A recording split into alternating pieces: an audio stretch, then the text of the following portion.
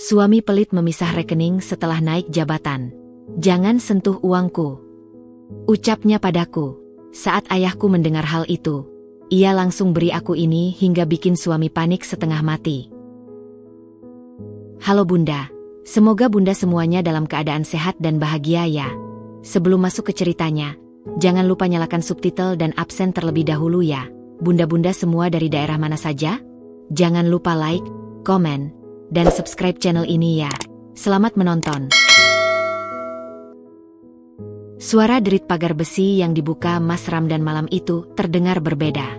Bukan derit biasa yang kudengar 10 tahun terakhir, melainkan seperti pertanda sesuatu yang bergeser.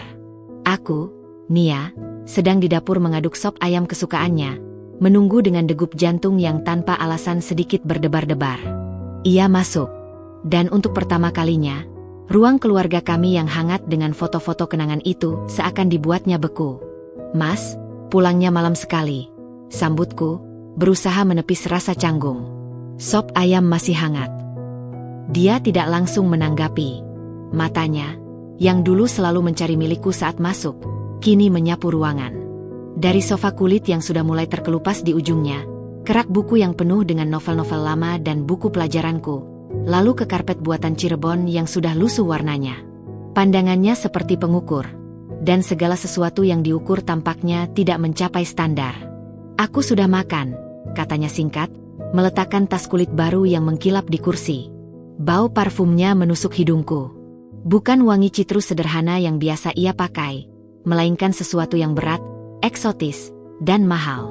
Bau itu, bercampur dengan aroma samar rokok kretek dan kopi mahal, menempel di jaket linennya yang juga terlihat baru. "Di acara kantor?" tanyaku, mencoba mencari titik terang. "Meeting dengan klien dari Singapura. Restoran bintang 5. Tidak pantas kalau aku datang dengan bau masakan dapur," jawabnya sambil melepas jaket, melipatnya dengan hati-hati seperti benda berharga. Kata-katanya melayang di udara, tajam. Aku menelan ludah. Aroma masakan dapur di rumah kami, aroma yang biasanya ia puji sebagai tanda kehangatan, tiba-tiba menjadi aib. "Naik jabatan itu bukan cuma soal gaji, Nia," lanjutnya, duduk di kursi makan, mataku mengikutinya. "Tapi tentang kelas, gaya hidup, pandangan orang. Kita bahagia dengan gaya hidup kita sekarang, Mas," kataku lembut, menuangkan sop ke dalam mangkuk untukku sendiri. Tangan agak gemetar. "Itu karena kita belum pernah merasakan yang lebih baik," ujarnya, ada nada menggurui yang tak biasa. "Lihat rumah ini. Lihat mobil kita. Lihat penampilanmu." Aku membeku. Mangkuk di tanganku terasa berat. Aku memakai daster katun sederhana dan kerudung rendah yang sudah agak pudar. Pakaian yang sama yang selalu ia bilang nyaman dilihat. "Aku maksudkan," ia cepat menambahkan, mungkin melihat raut wajahku, "sekarang sebagai istri direktur, kamu harus tampak lebih elegan. Nanti aku akan carikan stylist. Kita harus investasi pada penampilan." Bicaranya berjalan satu arah. Tentang bagaimana ia akan bergabung dengan golf club, tentang pentingnya networking di klub malam tertentu, tentang kebutuhan untuk mengganti perabotan rumah, tentang rencana liburan ke Eropa bukan lagi ke Bali. "Tapi, Mas, biaya semua itu." Selaku kutuk. "Itu urusanku," potongnya cepat. "Aku yang akan menanggung. Aku yang bekerja keras untuk sampai di sini." Kalimat itu menggantung. "Aku." Bukan kita. Padahal, bukankah aku yang menemani begadangnya menyiapkan presentasi? Bukankah aku yang menghemat uang belanja agar ia bisa ikut pelatihan sertifikasi? Bukankah aku yang selalu mendengarkan keluhannya tentang politik kantor sambil memijat pundaknya yang kaku? "Kamu tidak mengerti tekanan di levelku, Nia," katanya, seakan membaca pikiranku. Dunia berbeda. Semuanya serba cepat, kompetitif, dan penuh penilaian. Aku tidak bisa lagi terlihat biasa-biasa saja. Malam itu, di tempat tidur yang sama, ia membelakangiku. Punggungnya yang dulu selalu kupeluk terasa seperti tembok. Aku menatap langit-langit kamar, mendengar napasnya yang perlahan menjadi berat karena lelah. Di luar, bulan purnama bersinar terang, menyinari taman kecil kami yang ia bilang sudah kuno. Air mata mengalir pelan di pelipisku. Ini bukan suami yang pulang dengan bahagia karena keberhasilannya. Ini adalah pria yang pulang membawa seluruh dunia barunya. Dan dunia itu tampaknya terlalu sempit untuk memuatku di dalamnya. Kenaikan jabatan itu bukan puncak yang ia ajak aku naiki bersama. Itu adalah puncak yang dingin, yang ia daki sendirian. Dan dari ketinggiannya, ia melihatku. Dan segala sesuatu tentang kehidupan kami yang lama, menjadi kecil, sederhana, dan tak lagi memadai. Aku belum tahu bahwa ini baru awal. Bahwa dinginnya malam ini hanyalah embun beku sebelum badai salju yang sebenarnya datang. Dan kata-kata paling pedih, uang hasil kerja kerasku, masih mengendap di bibirnya, menunggu saat yang tepat untuk meluncur dan membekukan segalanya. Dingin yang mengendap sejak malam promosi itu tak kunjung cair. Sepekan berlalu dalam kesenyapan yang dipenuhi oleh getar notifikasi ponselnya yang tak henti-henti. Suara dering telepon dari nomor asing, yang ia jawab dengan suara rendah penuh wibawa. Ramdan speaking, menjadi soundtrack baru rumah kami.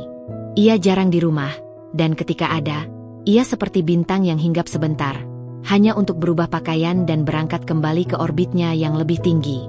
Aku sibuk dengan rutinitas lama, mengajar les privat matematika untuk 5 anak tetangga dari pukul 3 hingga 6 sore, membereskan rumah, dan menyiapkan makan malam yang semakin jarang ia santap.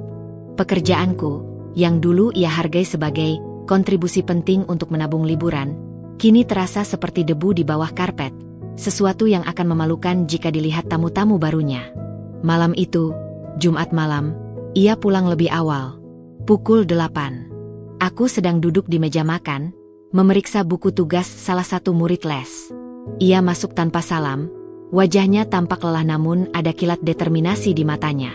"Nia, kita perlu bicara serius," ucapnya, meletakkan tas kulitnya dengan agak keras di atas kursi. Hatiku berdegup kencang. "Tentang apa, Mas?" Dia mengambil map berwarna abu-abu metalik dari dalam tasnya. Map yang sama yang kubeli untuknya dulu di toko peralatan kantor biasa, namun kini terlihat asing. Dari dalamnya, ia mengeluarkan selembar kertas. Bukan kertas biasa, tapi kertas kop surat resmi dari sebuah bank swasta ternama. "Ini formulir pembukaan rekening baru," katanya, mendorong kertas itu ke arahku di atas meja makan kayu jati yang sudah penuh dengan goresan kenangan. Atas namaku sendiri. Mataku menatap formulir itu. Kolom-kolom yang sudah terisi rapi dengan tulisan tangannya yang khas. Nomor kartu identitas, alamat, masih alamat rumah ini, dan pilihan jenis rekening platinum. "Mulai bulan depan, gajiku akan masuk ke sini," lanjutnya. Suaranya datar, seperti sedang memberi pengarahan ke bawahan baru. "Aku akan transfer uang belanja bulanan ke rekeningmu yang lama. Cukup untuk kebutuhan sehari-hari, makanan, dan tagihan listrik air." Udara di ruangan itu seakan tersedot keluar.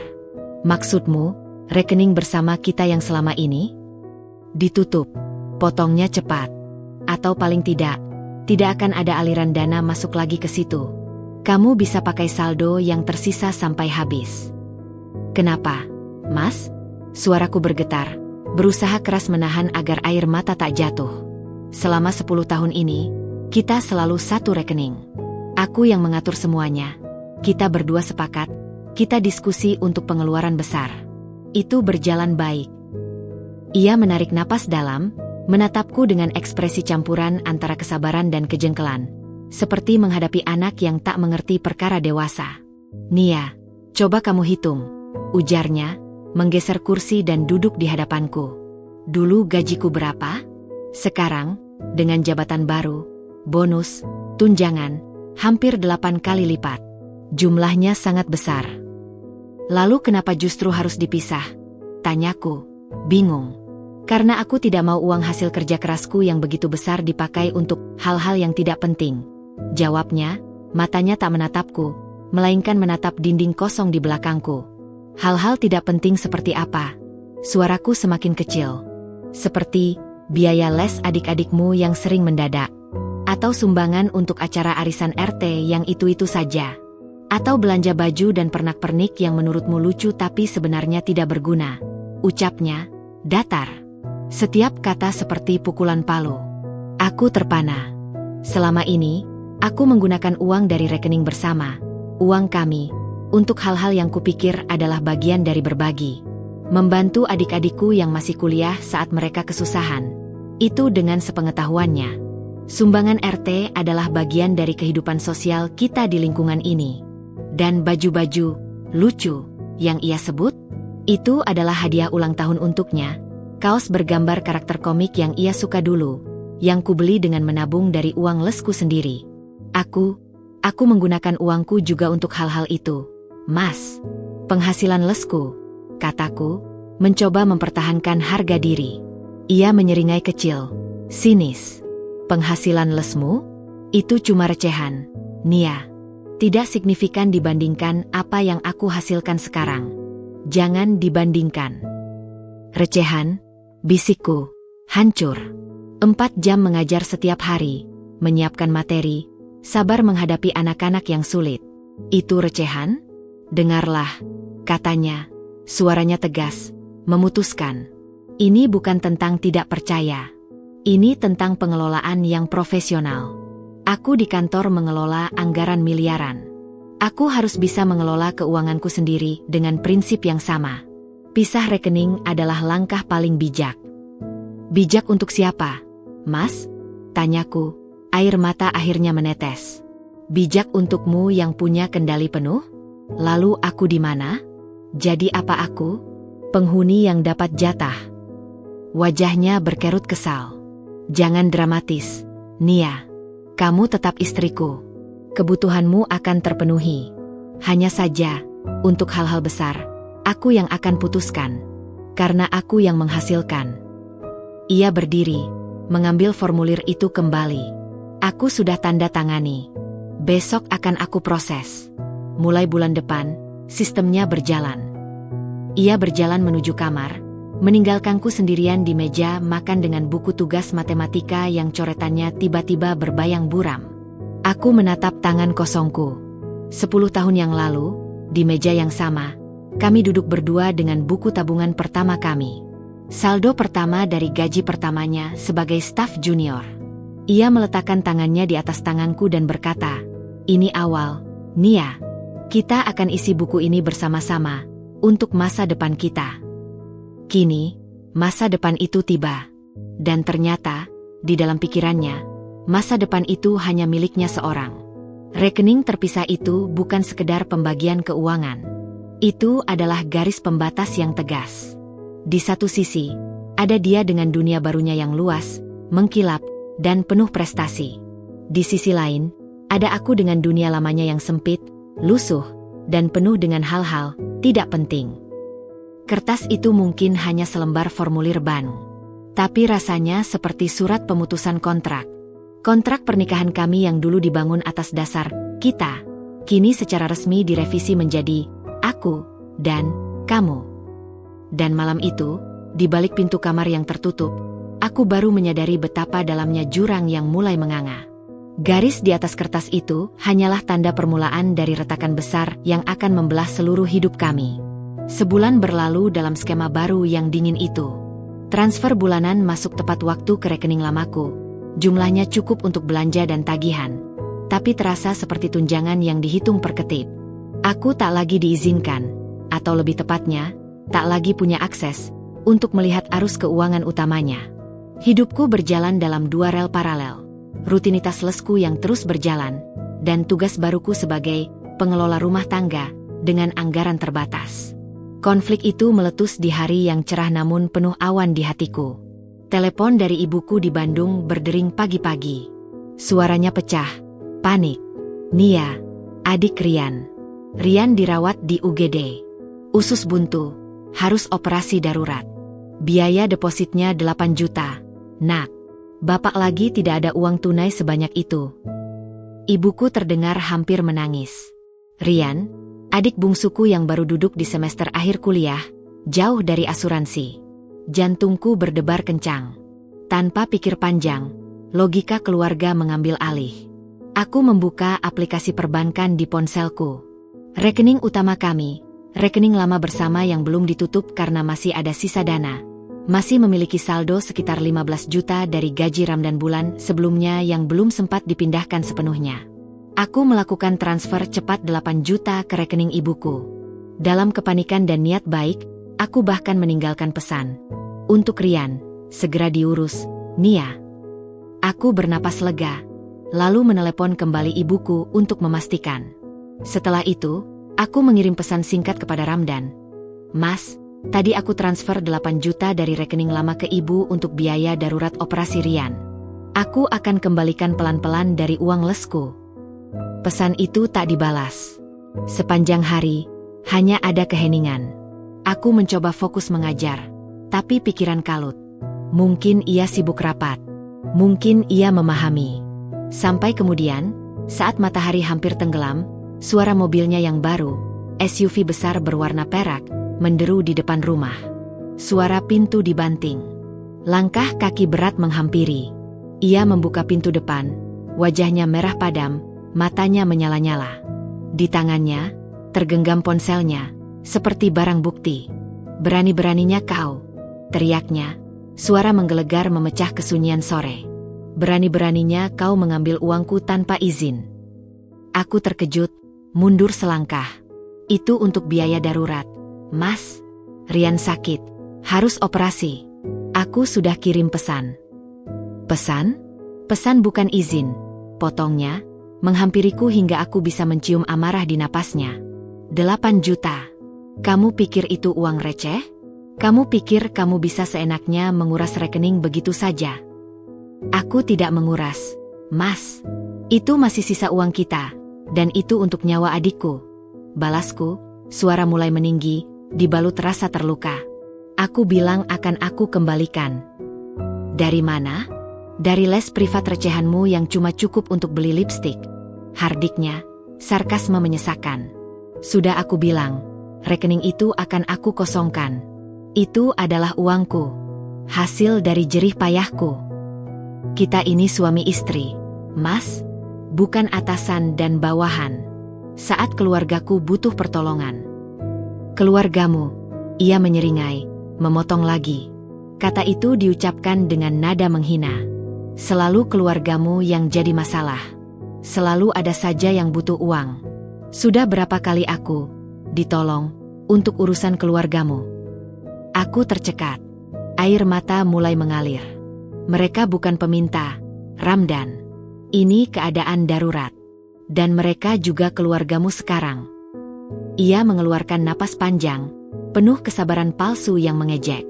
Lalu, ia mendekat lagi, menatapku dengan tatapan dingin yang lebih menyakitkan daripada teriakannya. Dengarlah baik-baik, Nia, ucapnya, perlahan, menekankan setiap kata seperti paku yang dipukul ke kayu. Uang yang ada di rekening itu, uang yang aku hasilkan sekarang, adalah uang hasil kerja kerasku. Kerja kerasku yang mengorbankan waktu, tenaga, dan pikiran. Kerja keras yang membuatku begadang, yang membuatku berurusan dengan orang-orang sulit, yang membuatku harus meninggalkan hal-hal lain. Dia berhenti sejenak, memastikan kata-katanya meresap dalam. Jadi, lanjutnya, dengan tekanan penuh ancaman, jangan kau sentuh lagi. Jangan sekali-kali kau ambil tanpa seizinku. Urusan keluargamu, kau urus dengan uangmu sendiri yang kecil, itu. Paham? Ruang keluarga kami yang dulu terasa hangat, tiba-tiba menjadi ruang sidang yang menghakimi. Aku berdiri di depan hakim yang tak kenal ampun. Kata-katanya bukan hanya tentang uang. Itu adalah pernyataan pemisahan total. Ia memisahkan jerih payahnya, dan dengan demikian, memisahkan hidupnya dari hidupku. Ia menyatakan bahwa kontribusiku, dalam rumah tangga, dalam dukungan moral, bahkan dalam penghasilan lesku, adalah sesuatu yang kecil dan tak sebanding. Aku tak bisa berkata-kata lagi. Tubuhku gemetar. Tapi bukan karena takut. Karena penghinaan yang begitu dalam dan menyakitkan.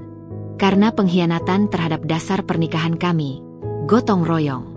Ia melihat air mataku, tapi tak ada penyesalan di matanya. Hanya kemenangan singkat. Transfer uang belanja bulan depan akan aku kurangi 8 juta. Anggap itu pelunasan. Jangan ulangi lagi. Dengan itu, ia berbalik, mengambil kunci mobilnya, dan pergi lagi. Mungkin ke tempat di mana uang hasil kerja kerasnya lebih dihargai. Malam itu, Aku tidur di kamar guest room yang dingin dan jarang terpakai. Menatap langit-langit, hatiku hancur berkeping-keping. Kalimat, uang hasil kerja kerasku, bergema di kepalaku, menjadi mantra yang menghancurkan semua kenangan indah. Tapi di antara puing-puing hati yang remuk itu, sesuatu yang kecil dan keras mulai muncul. Sebuah biji kemarahan. Sebuah penolakan untuk dianggap remeh. Air mata yang mengalir pelan itu mulai mengering, digantikan oleh tekad yang dingin. Jika ia ingin memisahkan segalanya dengan transaksi dan hitungan, mungkin memang sudah waktunya aku menghitung ulang segalanya. Dimulai dari harga diriku sendiri, yang ternyata tak ternilai harganya, dan tak sepatutnya diperlakukan seperti ini. Dan di kejauhan, tanpa kusadari, karma sudah mulai berjalan. Roda itu berputar pelan, dan keangkuhannya lah yang menjadi tenaga penggeraknya. Kesunyian di rumah setelah ledakan itu seperti ruang hampa setelah ledakan bom. Kami masih tinggal di bawah atap yang sama, tetapi berjalan seperti dua hantu yang saling menghindar. Ramdan sibuk dengan proyek barunya dan menghabiskan banyak waktu di luar. Entah benar-benar untuk kerja atau untuk menghindari rumah yang berubah jadi kubangan ketegangan ini. Aku, di sisi lain, mengurung diri dalam rutinitas les dan kesibukan kecil-kecilan rumah, berusaha mengobati luka di hati dengan kesibukan. Kunjungan akhir pekan ke rumah orang tuaku di Bandung sebenarnya ingin kuhindari. Aku tak sanggup berpura-pura bahagia di depan ayah dan ibu. Tapi janji sudah dibuat sejak sebulan lalu, sebelum segalanya berantakan. Ramdan sendiri yang bersikeras kami tetap pergi. Ayah ibumu pasti sudah menunggu. Jangan membuat mereka curiga, katanya suatu pagi, lebih seperti perintah. Aku rasa, di balik itu, ia ingin menunjukkan citra, keluarga harmonis, di depan mertua. Bagian dari penampilan sempurna yang kini jadi idolanya. Perjalanan 2 jam dari Jakarta ke Bandung terasa seperti 2 tahun. Ia menyetir mobil barunya dengan sombong, sesekali menceritakan fitur-fitur canggih mobil itu dengan antusiasme yang tak kutanjangi. Aku hanya mengangguk, mata tertuju pada pemandangan di luar yang bergerak cepat. Ponselnya tak henti bergetar. Notifikasi chat, email, panggilan.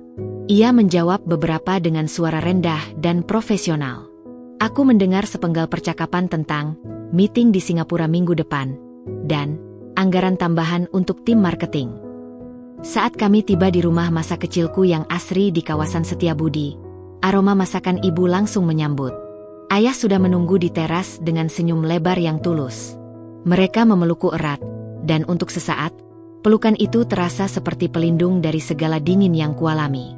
Ramdan, wah, ganteng semakin. Kayak direktur beneran nih, sapa ayah sambil menepuk bahu Ramdan.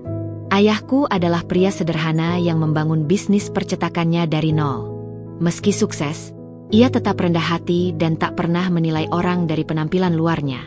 Ramdan membusungkan dada sedikit, menjabat tangan ayah dengan erat. Alhamdulillah, Pak. Banyak tanggung jawab baru sih, tapi alhamdulillah bisa dijalani. Kami duduk di ruang tamu yang nyaman. Ibu menyuguhkan lontong sayur kesukaan Ramdan. Ia dulu selalu meminta ini setiap berkunjung. Kali ini, ia hanya mencicipi sedikit, lalu menyebutkan bahwa ia baru saja mencoba hidangan Perancis yang autentik di sebuah restoran di SCBD. Ayah mengerutkan kening, tapi hanya tersenyum. Percakapan mulai berputar. Dengan lancar, Ramdan memonopoli pembicaraan. Ia bercerita tentang proyek miliaran rupiah yang ia tangani, tentang klien-klien besar dari perusahaan multinasional, tentang betapa lelahnya ia karena harus terbang ke sana kemari. Tapi ya, itu konsekuensinya, Pak. Di level eksekutif, waktu kita benar-benar bukan milik kita sendiri, ujarnya sambil menghela napas dramatis, padahal matanya berbinar bangga. Ayah mendengarkan dengan sabar, sesekali mengangguk. Lalu, ia bertanya dengan suara lembut, lalu, bagaimana dengan keluarga, dan dengan Nia? Dengan waktu untuk berdua? Pertanyaan sederhana itu seperti tamparan halus. Ramdan sedikit terhenti, lalu dengan cepat menyusun senyum profesionalnya. Nia baik-baik saja, Pak. Saya yang menanggung semua. Ia di rumah enak, tidak perlu repot-repot kerja keras. Kebutuhannya terpenuhi, jawabnya. Tangannya iseng memutar gelang jam tangannya yang mahal. Kata-katanya itu. Ia di rumah enak. Saya yang menanggung semua. Seolah semua jerih payahku, semua kecemasanku, semua penghinaan yang kuterima adalah ilusi. Darah di kepalaku berdesir. Air mata sudah menggenang di pelupuk mata, tapi ku coba tahan.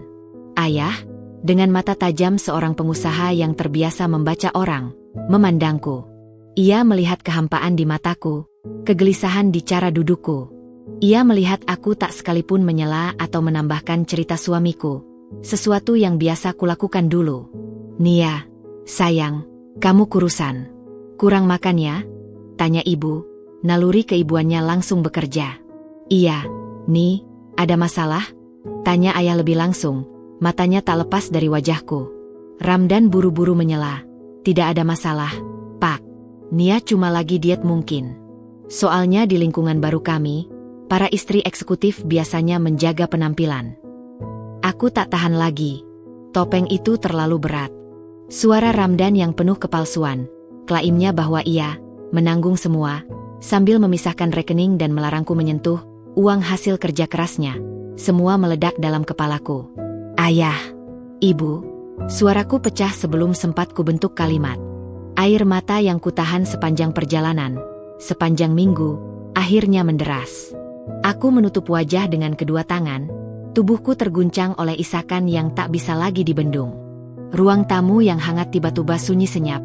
Hanya terdengar suara tangisku. Ibu langsung merangkulku. Ayah berdiri. Wajahnya yang biasanya ramah berubah keras. Nia? Ada apa, nak? Tanya ayah. Suaranya berat.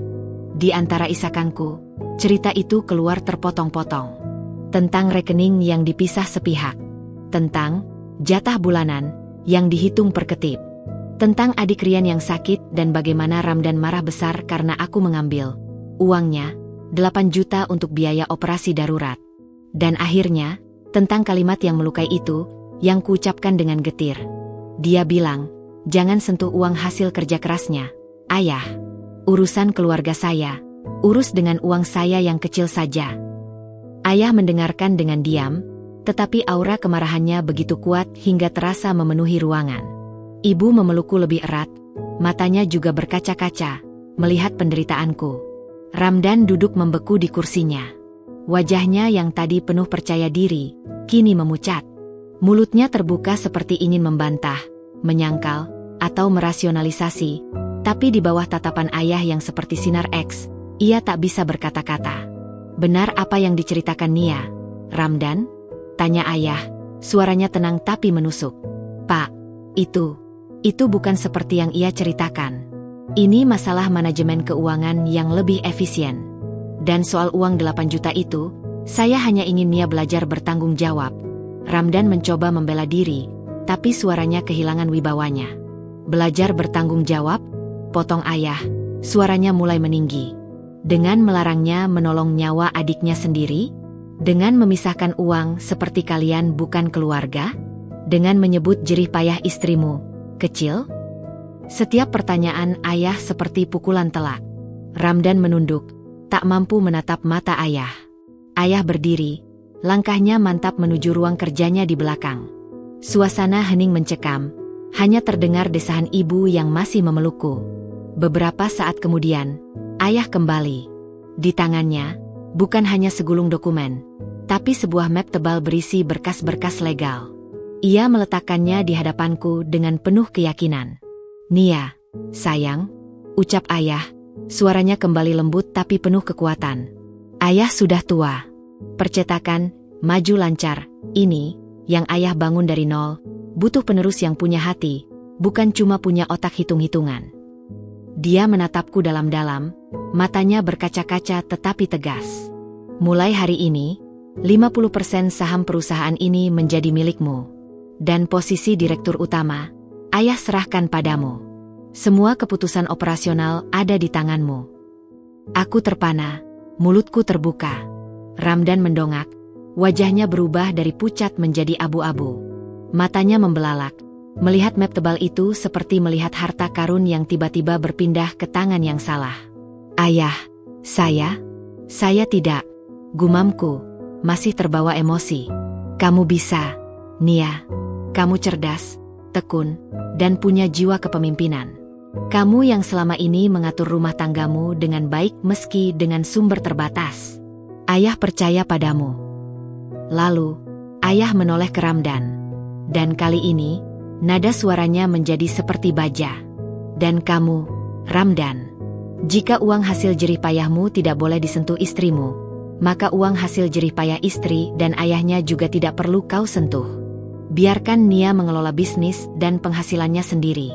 Kalian sudah punya pembagian yang jelas, kan? Jadi, semua kebutuhan rumah tangga, biaya hidup, dan gaya hidup sesuai jabatanmu yang mewah itu. Ayah berhenti sejenak, memastikan kata-katanya dipahami. Silakan tanggung sendiri dari rekening terpisahmu itu. Efek kata-kata ayah itu instan. Wajah Ramdan berubah total. Semua warna menghilang. Bibirnya gemetar. Matanya panik, melirik dari map di tanganku, ke wajahku yang masih basah, lalu ke wajah ayah yang tak bergeming. Kepanikan itu nyata, tak terbendung. Ia seperti baru tersadar bahwa menara gading yang ia bangun dengan kesombongannya, tiba-tiba dihantam gempa dari fondasi yang ia remehkan. Karma, dalam wujud kedaulatan finansial yang tiba-tiba kumiliki, baru saja membunyikan bel pertamanya dengan keras. Dan suaranya menggema memekakan telinga di ruang tamu kecil rumah orang tuaku itu. Map tebal yang ayah letakkan di hadapanku terasa seperti bongkahan batu panas. Berat, namun memancarkan kehangatan yang perlahan-lahan mencairkan es di relung hatiku yang terdalam. Aku masih terduduk, tangan gemetar menyentuh kulit map coklat tua itu. TC. Maju lancar percetakan O Kreatif. Logo sederhana yang aku lihat sejak kecil, kini tiba-tiba menjadi milikku, sebagian, dan dengan tanggung jawab penuh.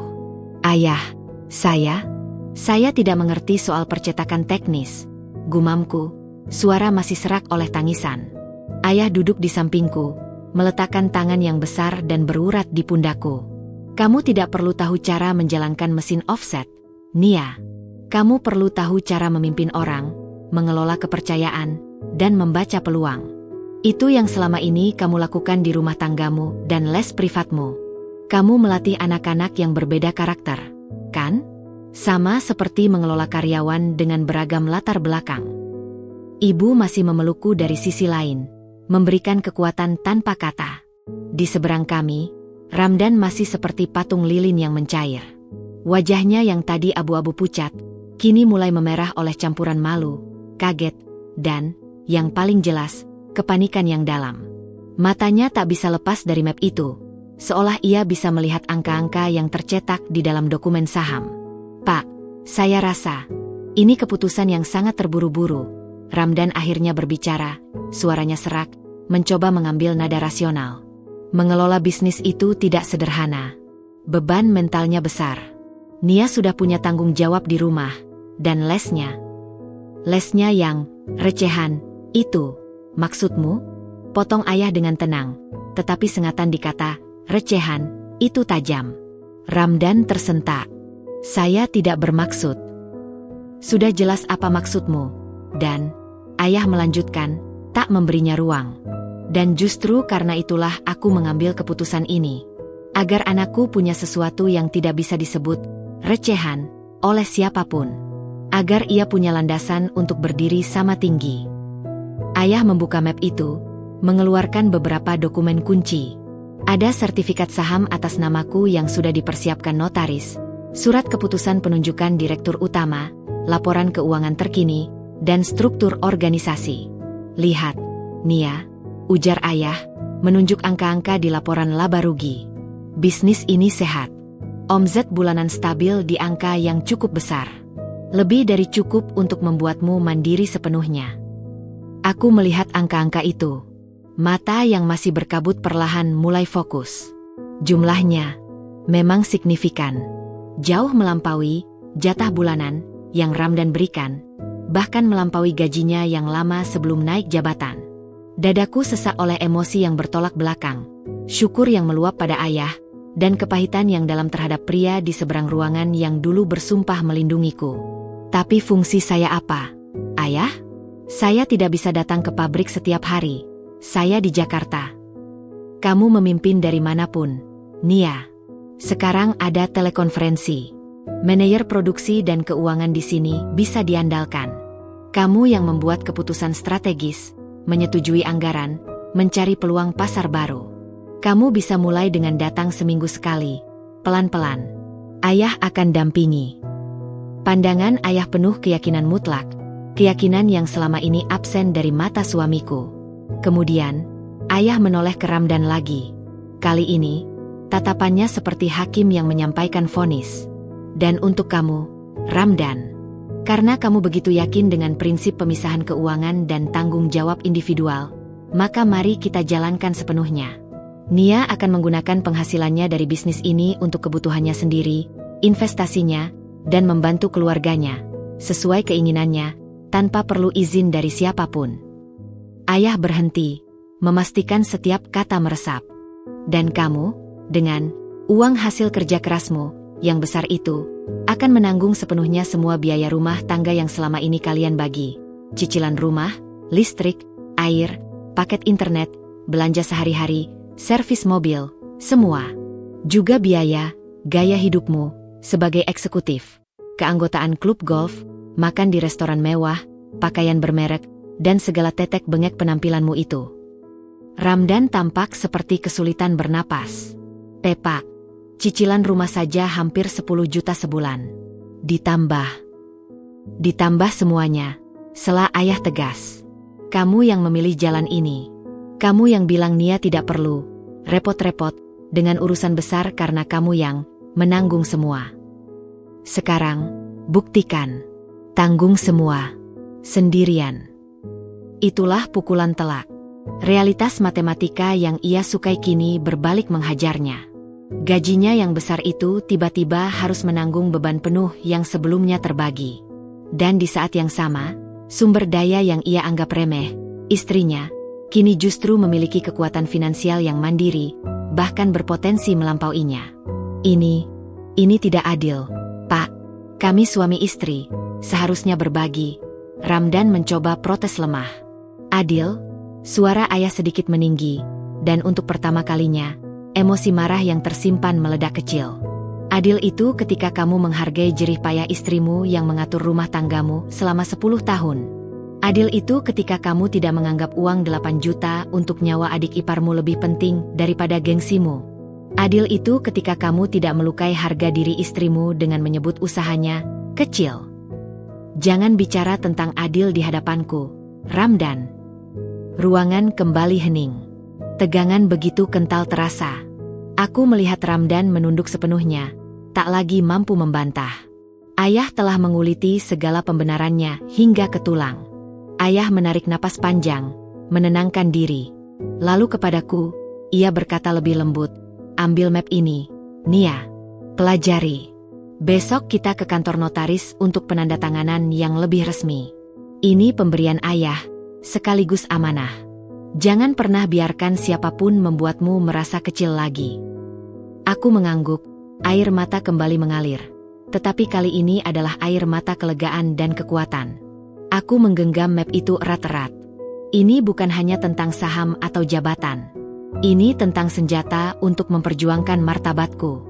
Ini tentang kursi di meja negosiasi kehidupan yang selama ini ia rampas.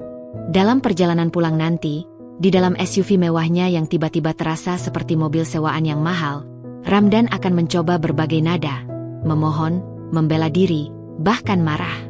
Tapi momen di ruang tamu ayah ini adalah titik balik yang tak terbantahkan. Ketika aku berdiri, map di tangan, dan melihat wajah suamiku yang panik itu, untuk pertama kalinya dalam sebulan terakhir, aku merasakan kembali kendali atas hidupku. Kekuatan itu tidak berasal dari uang ayah, tetapi dari pengakuan bahwa diriku berharga. Dan karma bagi Ramdan telah mulai bekerja. Ia sekarang terpenjara dalam sistem keuangan yang ia ciptakan sendiri. Sementara sang tahanan yang ia remehkan justru baru saja mendapatkan kunci pembebasannya. Dunia belum berakhir. Tapi peta kekuatannya telah bergeser secara fundamental. Dan aku, Nia, siap mempelajari denah yang baru. Map tebal itu terus terasa hangat di pangkuanku, seolah menyuntikkan kehangatan hidup baru ke dalam urat nadiku yang selama ini membeku. SUV mewah Ramdan yang meluncur meninggalkan Bandung terasa seperti peti mati beroda yang mewah. Suasananya begitu pekat, lebih hening dari perjalanan berangkat. Hanya desiran angin dari AC yang bersiul pelan dan suara mesin halus yang seolah menyembunyikan teriakan kepanikan di dalam kepala pria di sebelahku. Ramdan menggenggam kemudi dengan kencang, buku-buku jarinya memutih. Matanya melotot ke jalan tol yang lurus, tapi aku tahu pikirannya berputar kencang, mencerna bom yang baru saja meledak di hadapannya. 10 menit pertama dalam keheningan maut itu akhirnya pecah. Nia, suaranya parau, memecah kesunyian. Kita perlu bicara. Aku menatap jalan di depan. Kita sedang bicara, Mas. Tentang apa yang terjadi di rumah ayahmu tadi. Lanjutnya, suaranya berusaha dikendalikan agar tetap datar, tetapi ada getar halus yang tak bisa ia sembunyikan.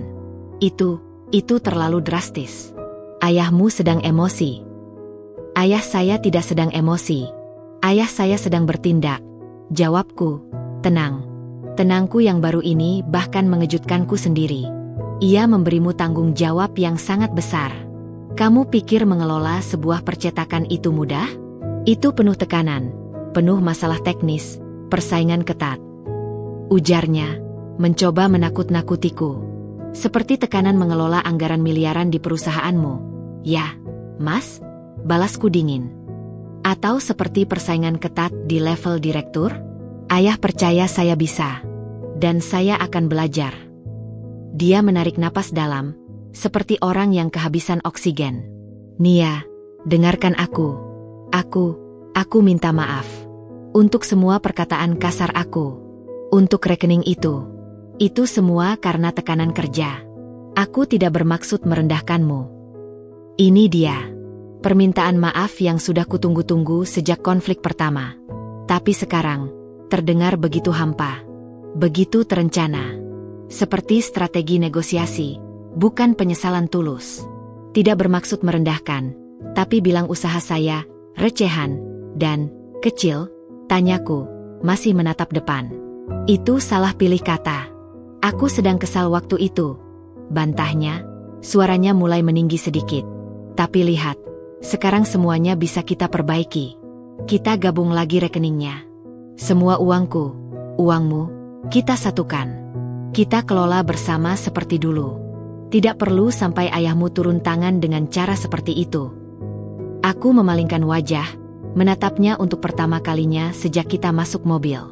Matanya penuh kepanikan yang ia coba tutupi dengan ekspresi tulus. Kenapa tiba-tiba ingin digabung lagi, Mas? Tanyaku pelan. Karena saya sekarang punya bisnis sendiri? Karena penghasilan saya berpotensi besar dan mandiri. Wajahnya berkerut, seperti tersiram air dingin. Tidak, bukan itu. Ini tentang kita, Nia. Tentang kebersamaan. Tentang menjadi satu tim lagi. Tim? Aku menyeringai kecil. Rasa pahit memenuhi mulutku. Seorang kapten tim yang memisahkan sumber daya, menyembunyikan strategi, dan merendahkan kontribusi anggota lainnya? Itu bukan tim, Mas. Itu kekaisaran kecil. Dan saya adalah rakyat jajahannya yang harus berterima kasih untuk jatah bulanan. Jangan lebay, Nia. Itu analogi yang keterlaluan. Hardiknya, gagal menahan emosi.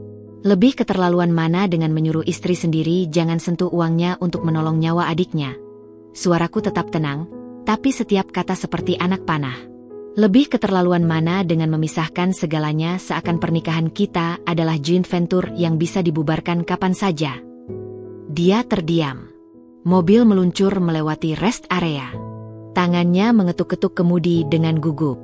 Oke, aku mengakui, aku salah, katanya, menyerah. Aku salah besar. Tapi hukuman yang ayahmu berikan itu terlalu berat. Menanggung semua biaya rumah sendirian? Itu tidak realistis dengan gaya hidup kita sekarang. Gaya hidup kita, aku menekankan. Atau gaya hidup Anda, Mas Ramdan? Mobil baru ini, keanggotaan klub golf, jas-jas bermerek, jam tangan itu. Apakah itu kebutuhan kita, atau kebutuhan citra Anda sebagai direktur? Dia tak bisa menjawab. Lehernya memerah. Anda yang memilih untuk naik kelas. Anda yang memutuskan untuk memisahkan keuangan. Sekarang, hadapi konsekuensinya. Tanggung sendiri biaya naik kelas itu. Jadi ini balas dendam? Tanyanya, suaranya getir. Ini bukan balas dendam. Ini konsekuensi logis. Jawabku, memutar tubuhku untuk sepenuhnya menghadapnya. Anda ingin mandiri secara finansial dari saya? Sekarang saya juga mandiri secara finansial dari Anda.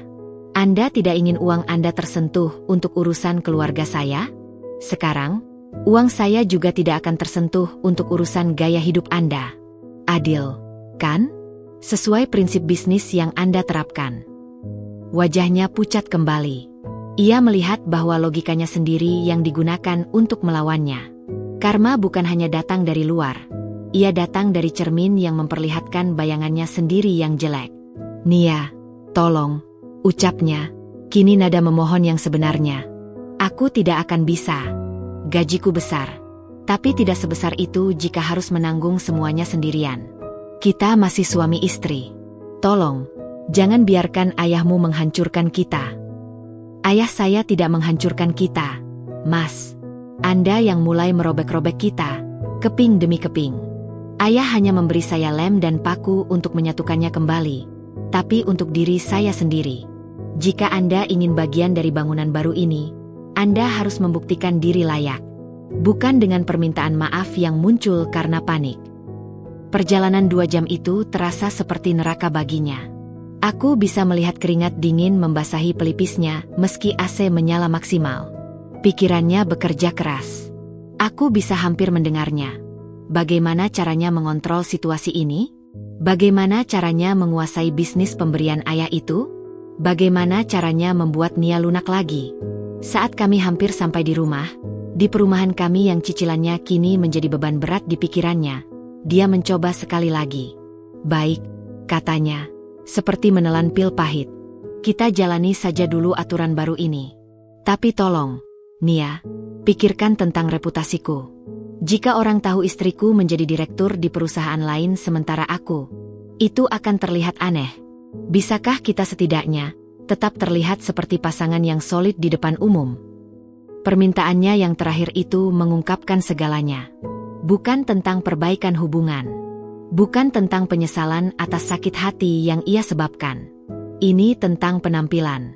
Tentang menjaga brand image-nya sebagai suami yang sukses dengan istri yang patut dibanggakan. Aku tersenyum. Senyum yang tak sampai ke mata. Kita akan lihat, Mas. 1 langkah pada 1 waktu. Mobil berhenti di garasi. Rumah kami yang dulu terasa seperti tempat berlindung, kini terasa seperti medan perang yang baru saja mengalami gencatan senjata yang rapuh. Dia keluar mobil, tubuhnya terlihat lesu. Aku keluar dengan map tebal masih tergenggam di tangan. Perbedaan kami terlihat jelas. Dia membawa beban kekalahan dan ketakutan. Aku membawa beban yang berat, tetapi berisi benih kemandirian dan harapan. Malam itu, di kamar tidur yang masih kami bagi meski dipisahkan oleh lautan dingin, aku mendengar suara teleponnya berbisik-bisik di balkon. Aku tak bisa mendengar jelas, tetapi dari nada suaranya yang terdesak, sepertinya ia sedang meminjam uang atau menegosiasikan penundaan pembayaran sesuatu. Sementara itu, kubuka map pemberian ayah. Kulihat laporan keuangan, struktur organisasi. Aku mulai membaca, mulai memahami. Rasa takut ada, tapi lebih kecil dibandingkan rasa ingin tahu dan tekad yang membara. Kepanikan Ramdan adalah musik latar yang sempurna untuk babak baru hidupku. Ia panik karena kendali telah lepas dari tangannya. Ia panik karena karma yang ia tabur mulai tumbuh, dan tunas pertamanya adalah kekuatan finansial yang tiba-tiba kumiliki. Dan ia panik karena, untuk pertama kalinya dalam 10 tahun pernikahan, aku tidak lagi memandangnya sebagai satu-satunya penyangga hidupku. Aku telah menemukan kaki-kakiku sendiri. Permintaan maafnya yang palsu itu tak menggoyahkan tekadku. Ia hanya menguatkan keyakinanku. Jalan pemulihan, jika memang ada, harus dimulai dengan pertobatan yang sejati, bukan kepanikan yang oportunis. Dan malam itu, sementara ia berbisik-bisik panik di balkon, aku tersenyum kecil sambil mempelajari laporan laba rugi. Pelajaran pertama tentang kekuasaan sejati, ia tidak diberikan, tetapi diambil dengan keteguhan hati. Dan aku baru saja mengambil langkah pertamaku. Keesokan harinya, udara di rumah terasa seperti setelah badai. Tenang, namun dipenuhi oleh puing-puing yang belum dibereskan. Map pemberian ayah masih tergeletak di meja makan, menjadi monumen bisu yang mengubah dinamika kekuasaan di antara kami. Ramdan sudah berpakaian rapi, jasnya yang mahal tergantung sempurna di tubuhnya. Tapi matanya bengkak, menunjukkan malam yang ia habiskan dengan gelisah. Ia melihat map itu, lalu menatapku yang sedang menyeduh teh. "Kamu serius dengan ini?" tanyanya, suara masih serak. "Sangat serius," jawabku singkat, menuangkan air panas ke dalam cangkir. "Hari ini aku akan ke Bandung lagi dengan ayah untuk urusan notaris dan perkenalan dengan manajemen." Dia menghela napas panjang, seperti menghadapi kenyataan yang membandel. "Baik. Tapi, Nia, dengarkan. Meski kita punya pengaturan keuangan baru, kita tetaplah pasangan. Aku harap kamu tidak menggunakan posisi barumu ini untuk mempermalukanku." Aku menatapnya. "Mempermalukan bagaimana? Jangan menyebarkan tentang masalah kita ke karyawan-karyawan ayahmu, atau ke relasi bisnis. Dan tolong, jangan sampai ada yang tahu kalau kita punya sistem keuangan terpisah. Itu akan jadi bahan gunjingan. Prioritasnya tetap sama, penampilan, reputasi." Aku mengangguk pelan, bukan sebagai persetujuan, tapi sebagai tanda bahwa aku mendengar. "Aku punya urusanku sendiri yang harus kufokuskan, Mas. Tidak ada waktu untuk bergosip." Sebelum berangkat ke Bandung, aku menelepon ayah. "Ayah, aku siap." Suaraku yang tegas membuat ayah terdiam sebentar sebelum menjawab. "Ayah bangga padamu, Nak. Mobil sudah menjemput." Hari itu adalah hari pertama kulangkahkan kaki ke dunia yang sama sekali asing. Kantor dan pabrik percetakan, maju lancar, terletak di kawasan industri yang sibuk. Begitu masuk, aroma tinta dan kertas serta suara mesin yang berdentum menyambutku.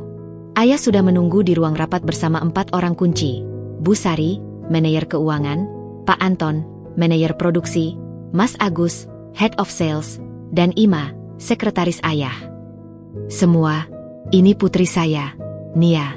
Mulai hari ini, dialah direktur utama kalian. Saya tetap sebagai komisaris, tapi semua keputusan operasional ada di tangannya." Perkenalan ayah singkat dan padat. Aku melihat keempat pasang mata itu, penuh kehati-hatian, skeptisisme, dan mungkin sedikit keraguan. Seorang wanita yang mereka hanya tahu sebagai anak bos, tiba-tiba memimpin. "Saya tahu ini tidak biasa," kuawali, suaraku berusaha stabil. "Saya datang bukan sebagai ahli percetakan, tapi sebagai seseorang yang ingin belajar dan bekerja sama dengan kalian untuk memajukan maju lancar. Saya menghargai pengalaman dan dedikasi kalian. Mari kita kenalan dan saya ingin dengar langsung dari kalian, apa tantangan dan peluang yang kita hadapi." Rapat selama 3 jam itu melelahkan secara mental, tapi membuka mataku.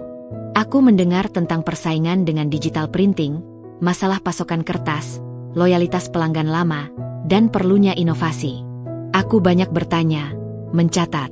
Sikap rendah hati dan kesediaanku untuk mendengar perlahan-lahan mencairkan kekakuan di ruangan itu. Di tengah rapat, ponselku bergetar. "Ramdan, kuabaikan." Ia menelepon 3 kali lagi sebelum akhirnya mengirim pesan. "Besok ada acara dinner dengan direksi dari Singapura. Istri-istri diharapkan hadir. Siapkan gaun yang bagus. Aku akan transfer uang untuk beli gaun." Aku membaca pesan itu, lalu melanjutkan rapat. Baru saat istirahat, ku jawab singkat, "Saya ada rapat. Tidak bisa hadir. Urusan gaun, urus sendiri." Kembali ke Jakarta sore hari, tubuhku lelah tapi pikiran penuh dengan ide. Aku membawa pulang laporan, katalog, dan proposal.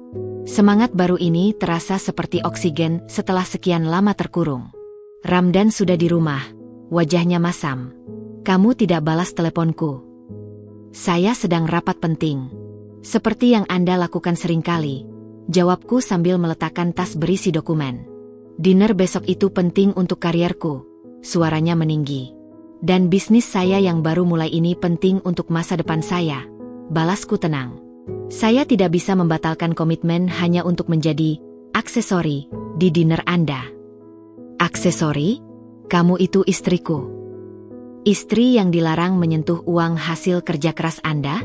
Jadi, saya harus hadir sebagai apa? Hiasan yang dibiayai dengan uang pinjaman untuk gaun. Tanyaku, kepala sudah pusing oleh rapat seharian. Dia terdiam, frustrasi. Aku akan belikan gaunnya. Itu tidak pakai uangmu. Tidak perlu. Saya tidak akan hadir. Saya punya proposal untuk klien potensial yang harus disiapkan besok malam. Klien? Klien apa? Baru sehari jadi direktur sudah sok sibuk. Ejeknya. Rasa frustrasi berubah jadi cemooh. Sakit. Tapi kali ini, sakitnya berbeda. Tidak lagi melumpuhkan. Aku menarik napas. Saya akan ke kamar. Saya lelah. Silakan urus dinner Anda sendiri. Oh ya, tagihan kartu kredit untuk furnitur baru di ruang tamu sudah datang. 15 juta. Sesuai, pembagian, yang baru. Itu tanggung jawab Anda sepenuhnya. Sudah saya letakkan di meja kerja Anda. Aku berjalan menuju kamar, meninggalkannya berdiri sendiri di ruang tamu dengan tagihan di tangan dan wajah yang semakin pucat.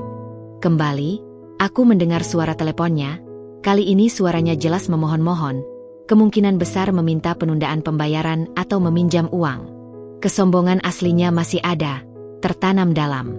Ia belum benar-benar menerima bahwa kekuatannya telah terkikis. Ia masih melihatku sebagai ekstensi dirinya yang seharusnya patuh.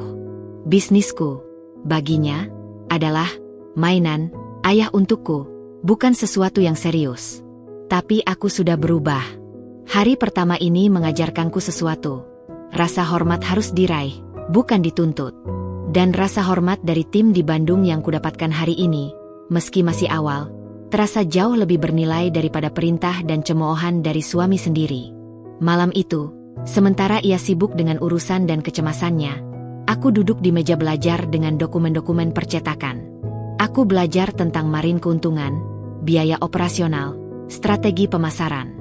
Dunia baru ini luas dan menantang, tapi aku merasa hidup, merasa berguna, merasa punya tujuan yang bukan sekadar menjadi pelengkap kisah sukses seseorang.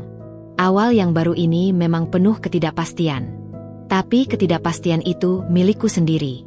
Bukan ketidakpastian yang diberikan sebagai jatah dari seseorang yang bisa seenaknya menariknya kembali. Dan kesombongan Ramdan yang tersisa? Biarlah menjadi beban sendiri yang harus ia pikul. Aku sudah menemukan bahuku sendiri untuk membawa beban yang lebih berarti. Tanggung jawab atas hidup dan masa depanku sendiri. Langkah pertama sudah diambil. Dan langkah itu, meski goyah, menuju ke arah yang benar. Menjauh dari bayang-bayangnya, menuju cahaya mandiriku sendiri. Seiring bulan bergulir, kehidupan kami berjalan dalam dua orbit yang semakin menjauh. Ramdan memilih untuk menanggung beban ganda yang ia ciptakan sendiri dengan mempertahankan gaya hidup barunya. Aku, di sisi lain, tenggelam dalam dunia bisnis yang awalnya asing namun semakin akrab. Satu pagi, aku sibuk di dapur menyiapkan bekal untuk perjalananku ke Bandung ketika Ramdan muncul dengan wajah tegang. Transfer untuk belanja bulan ini, ucapnya singkat, sambil meletakkan selembar slip setoran tunai di meja dapur. Jumlahnya sama seperti bulan lalu. Cukup untuk bahan makanan dan tagihan listrik air, tapi terasa seperti pemberian yang diperhitungkan. Terima kasih, jawabku pendek, tanpa memandang slip itu. Uang itu kini aku perlakukan sebagaimana ia memperlakukan uangku, sekadar transaksi. Aku harus pergi dulu. Meeting pagi dengan investor dari Jepang, katanya, menyesap kopi yang kubuat lalu bergegas keluar. Dari jendela dapur, kulihat mobil SUV barunya meluncur keluar garasi. Mobil itu, seperti banyak hal lain dalam hidupnya sekarang, adalah simbol. Tapi simbol yang kini tampak seperti beban. Di kantor maju lancar, ritme kerjaku mulai terbentuk. Aku belajar banyak dari Bu Sari tentang cash flow, dari Pak Anton tentang efisiensi produksi, dan dari Mas Agus tentang seni menjaga hubungan dengan pelanggan. Aku juga mulai mengenalkan ide-ide baru, seperti paket digital printing untuk usaha kecil dan konten media sosial untuk promosi. Responsnya lambat namun positif. Suatu sore, saat aku sedang memeriksa proofing untuk brosur klien baru, teleponku berdering. Ramdan, kamu di mana? Sudah jam 5. Masih di Bandung, Mas. Ada urusan dengan klien. Pulang sekarang. Malam ini ada acara penting di klub. Semua istri direksi hadir. Aku sudah bilang, aku tidak bisa jadi tiket plus 1 setiap saat. Aku punya pekerjaan. Dengar, Nia. Ini penting untuk koneksiku, untuk karierku. Kamu hanya perlu duduk manis, tersenyum, dan bicara hal-hal permukaan. Apa susahnya? Nada suaranya, nada yang biasa ia pakai untuk memerintah staf junior, membuat darahku mendidih. Susah, Mas. Susah karena aku harus meninggalkan tanggung jawabku di sini untuk peran pura-pura di sana. Susah karena aku harus tersenyum padahal yang ingin kulakukan adalah membahas marin keuntungan dengan timku. Urusan Anda, urus sendiri. Aku menutup telepon sebelum ia membalas. Hatiku berdebar, tapi juga lega. Batasan yang kutetapkan perlahan mulai kokoh. Malam itu, aku pulang larut. Rumah gelap dan sepi. Saat melepas jaket di kursi tamu, sesuatu terjatuh dari saku jas Ramdan yang tergantung di sana. Selembar karcis. Bukan karcis bioskop atau parkir biasa. Ini karcis hotel berbintang 5 di kawasan Mega Kuningan, bertanggal 2 malam yang lalu, atas nama MRR Danardono. Jam check-in pukul 22.17. Darahku seakan membeku. Aku berdiri di tengah ruangan yang gelap, karcis tipis itu terasa membara di jari. Aku ingat, 2 malam lalu, ia bilang ada rapat darurat dengan tim dari Surabaya dan menginap di hotel dekat kantor karena terlalu lelah untuk pulang. Aku menyimpan karcis itu di saku celanaku, pikiran kalut. Keesokan paginya, saat ia sedang sibuk memilih dasi, aku bertanya dengan suara paling datar yang kumiliki. Meeting dengan tim Surabaya 2 malam lalu berjalan lancar. Dia sedikit terhenti, lalu menjawab cepat. Lancar. Kenapa? Cuma tanya. Kamu pulangnya kemarin pagi? Iya, langsung ke kantor. Kenapa banyak tanya? Suaranya mulai defensif. Tidak ada. Hati-hati di jalan. Aku membiarkannya pergi. Aku bukan detektif. Tapi karcis itu, ditambah sikapnya yang semakin sering menghilang dan ponsel yang selalu ia balikan layarnya, mulai membentuk gambar yang tak ingin kulihat. Konflik terbuka terjadi beberapa hari kemudian. Tagihan kartu kreditnya yang lain datang. Jumlahnya fantastis. 30 juta untuk sebuah jam tangan merek mewah yang ia tunjukkan padaku dengan bangga minggu sebelumnya. Ini investasi, Nia. Di levelku, penampilan adalah segalanya. Tagihannya datang. Kataku, menyerahkan amplop itu padanya saat ia sedang bersantai. Dia melihatnya, wajahnya berkerut. Ini, banyak juga ya. Sesuai dengan gaya hidup yang Anda pilih, kataku. Ini karena kamu. Karena kamu tidak mau gabung rekening lagi. Kalau kita masih satu rekening, beban ini tidak akan terasa berat. Ujarnya, tiba-tiba meledak, menyalahkanku. Aku terdiam sejenak, mencerna logika yang dipelintirnya. Jadi, menurut Anda, solusinya adalah saya harus menanggung setengah dari hutang gaya hidup Anda yang membengkak. Itu namanya gotong royong dalam pernikahan. Gotong royong. Aku tertawa getir. Gotong royong yang mana?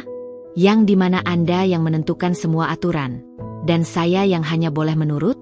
Yang dimana uang hasil kerja keras Anda tidak boleh saya sentuh, tapi hutang hasil gaya hidup Anda harus saya tanggung bersama.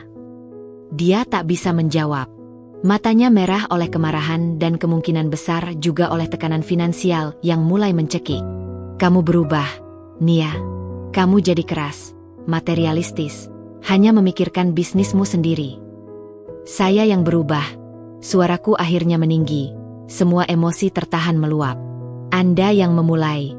Anda yang mengubah segalanya setelah dapat jabatan. Anda yang memutuskan uang Anda terlalu berharga untuk dibagi dengan istri. Saya hanya beradaptasi untuk bertahan hidup. Saya hanya membangun jembatan karena Anda membakar semua perahu yang kita punya. Pertengkaran itu berakhir dengan dia membanting pintu kamar tidur dan menguncinya dari dalam. Aku mendengar suaranya bertelepon, suara memohon yang teredam. Beban ganda itu perlahan-lahan melumatnya. Gaji besarnya tiba-tiba tidak lagi cukup. Ia terlihat lebih kurus, lebih tegang. Tapi kesombongannya mencegahnya untuk mengakui kesalahan atau meminta tolong dengan tulus. Ia lebih memilih untuk tenggelam dalam penampilan dan kemungkinan besar pelarian lain yang ditunjukkan oleh karcis hotel itu. Sementara itu, bisnisku perlahan-lahan mulai menunjukkan hasil. Kami mendapatkan kontak dari sebuah startup e-commerce yang membutuhkan packaging secara rutin. Keuntungan dari kontrak itu tidak besar, tapi stabil. Aku menggunakan sebagian untuk memperbaiki atap rumah yang bocor, sesuatu yang selalu ia tunda-tunda, tanpa membebaninya. Sebagian lagi aku tabung. Perbedaan antara kami semakin jelas. Ia membangun menara dari kartu yang rapuh, sementara aku membangun fondasi dari batu bata yang sederhana namun kokoh. Kesombongannya adalah beban yang ia pilih untuk dipikul. Tanggung jawabku adalah beban yang dengan sukarela kujalani. Dan di suatu malam, saat aku sedang menghitung ulang anggaran untuk mesin laminating baru, aku menerima pesan dari nomor tak dikenal. Hanya sebuah foto. Foto Ramdan tertawa lebar di sebuah lounge yang mewah, lengannya melingkari pinggang seorang wanita yang bukan aku. Wanita itu mengenakan dress hitam yang sensual, dan wajahnya familiar. Aku pernah melihatnya di foto acara kantor Ramdan. Dia adalah salah satu staf di departemen marketing. Pesan berikutnya muncul. Masih mau pertahankan suami yang sudah menjadikanmu sampah? Aku tak langsung bereaksi. Aku menyimpan foto itu. Bukan sebagai senjata, tapi sebagai pengingat. Pengingat bahwa saat aku sibuk membangun sesuatu yang nyata, ia sibuk menghancurkan sisa-sisa ilusi yang masih bertahan. Beban ganda itu bukan hanya finansial. Beban itu juga moral, emosional, dan karma, tampaknya, baru memulai babak pertamanya. Ia ingin memisahkan segalanya, dan kini ia mendapatkan hasilnya. Kehidupannya yang terpisah-pisah, retak, dan rapuh. Sementara aku, yang dipaksa untuk mandiri, justru menemukan kesatuan dalam diriku sendiri. Kini, tinggal menunggu waktu sampai menara kartunya itu roboh dengan sendirinya. Puncak dari semua ketegangan itu datang bukan dengan teriakan, tapi dengan sebuah panggilan telepon sunyi yang membuat Ramdan membeku di tengah ruang makan. Aku sedang menghitung lembaran faktur dari supplier kertas ketika wajahnya yang biasanya penuh percaya diri itu lurus seketika, berubah menjadi tanah liat basah yang pucat. Iya, Pak Direktur. Saya mengerti. Tapi, suaranya terputus, tercekik. Audit internal? Tapi proyek itu sudah berjalan sesuai. Dia terdiam lama, hanya mendengung. Baik, Pak. Besok pagi saya di kantor. Dia menutup telepon, tangannya gemetar. Untuk beberapa detik, dia hanya menatap ponselnya, seolah tak percaya dengan apa yang baru saja terjadi. Apa yang terjadi? Tanyaku, meski dari nada bicaranya, aku sudah bisa menebak. Dia menatapku, matanya kosong, penuh ketakutan primitif yang belum pernah kulihat sebelumnya. Proyek Surya Makmur, ada masalah. Proyek Surya Makmur. Proyek senilai hampir 100 miliar yang menjadi kebanggaannya. Proyek pertama yang ia pimpin sepenuhnya sebagai direktur. Proyek yang sering ia sebut-sebut sebagai masterpiece, yang akan mengantarnya ke posisi direktur utama. Masalah seperti apa? Ada indikasi penyimpangan anggaran. Dana marketing yang membengkak tanpa dokumentasi yang jelas. Pembelian software dengan harga di atas pasar. Audit internal akan menyelidiki. Aku sebagai penanggung jawab proyek, aku yang paling pertama disorot. Suaranya pecah. Keringat dingin mulai membasahi keningnya. Dalam sekejap, pria sombong yang memamerkan jam tangan dan mobil mewah itu lenyap, digantikan oleh seorang lelaki ketakutan yang menyadari bahwa sandaran karirnya adalah pasir hisap. Apa yang akan kamu lakukan? Tanyaku, mencoba tetap netral. Harus cari pengacara. Harus lobby. Ini pasti ada yang iri, yang mau menjatuhkanku. Ujarnya, mulai mencari kambing hitam. Aku butuh dana, Nia. Cepat. Untuk biaya konsultan hukum. Untuk menyelesaikan ini dengan baik. Aku mengerti. Menyelesaikan dengan baik adalah eufemisme untuk menyuap, melobi, menutupi. Berapa yang kamu butuhkan? 200 juta. Minimal. Jumlah itu membuatku tercekat. 200 juta? Dari mana aku punya uang sebanyak itu? Dari bisnismu. Atau pinjam dari ayahmu. Dia pasti punya, teriaknya, panik. Bisnis saya masih baru, Mas. Tidak ada cash flow sebanyak itu. Dan ayah tidak akan memberikan uang untuk menutupi kesalahan profesional. Itu bukan kesalahan.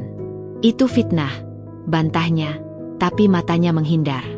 Aku tahu dari caranya membelanjakan uang, dari gaya hidupnya yang tiba-tiba melambung tinggi, bahwa ada sesuatu yang tidak beres. Proyek itu mungkin bukan hanya tentang kesalahan administratif. Aku tidak bisa, Mas. Uang di bisnis itu bukan milikku pribadi. Itu milik perusahaan. Dan uang hasil kerja keras saya dan tim di sana tidak bisa saya gunakan untuk hal-hal yang tidak jelas legalitasnya. Aku sengaja menggunakan frasa, uang hasil kerja keras, dengan tekanan halus. Dia terdiam, memandangku dengan mata yang tiba-tiba penuh kebencian. Jadi, di saat aku butuh, kamu malah berlagak suci dan menghakimi? Setelah semua yang aku beri untukmu. Apa yang Anda beri untuk saya, Mas? Tanyaku, suara saya rendah namun jelas. Jatah bulanan yang dihitung per ketip? Larangan untuk menolong keluarga sendiri? Penghinaan bahwa kerja saya, recehan? Itu pemberian. Ini darurat, Nia. Karierku, reputasiku, masa depanku dipertaruhkan di sini. Dan Anda pikir masa depan saya tidak dipertaruhkan jika saya menggelapkan uang perusahaan untuk menutupi masalah Anda? Balasku. Anda ingin saya mengambil risiko yang bisa menghancurkan bisnis pemberian ayah, bisnis yang baru saja saya mulai, untuk menyelamatkan gaya hidup Anda yang sudah terbukti tidak berkelanjutan. Gaya hidup? Ini bukan tentang gaya hidup. Ini tentang hidupku. Bagi saya, itu sama saja sekarang. Pembicaraan itu berakhir dengan dia melemparkan piring yang kebetulan ada di meja ke dinding. Pecahannya berhamburan. Aku tidak bergeming. Aku hanya memandangnya, pria yang kini seperti binatang terjepit. Kamu tega melihat aku hancur, raungnya. Aku tidak tega, tapi aku juga tidak bodoh. Anda yang membuat keputusan, Anda yang harus menanggung konsekuensinya. Ini konsekuensi dari kerja keras MU yang salah arah. Kalimat terakhirku itu membuatnya terpana. Ia melihat bahwa aku tidak hanya menolak membantunya, tapi juga secara halus menuding bahwa ada sesuatu yang tidak etis dalam kerja keras yang ia banggakan selama ini. Hari-hari berikutnya adalah neraka baginya. Ia pulang larut malam dengan bau alkohol menyengat. Wajahnya semakin kusut. Ponselnya terus berdering. Dan dari potongan pembicaraan yang kudengar, situasinya semakin buruk. Audit menemukan lebih banyak keanehan. Beberapa vendor yang ia gunakan ternyata perusahaan Shell dengan alamat fiktif. Uang menguap tanpa jejak. Suatu malam, ia datang dengan membawa map tebal. Aku butuh tanda tanganmu, katanya, suara parau. Untuk apa? Aku mau gadaikan rumah.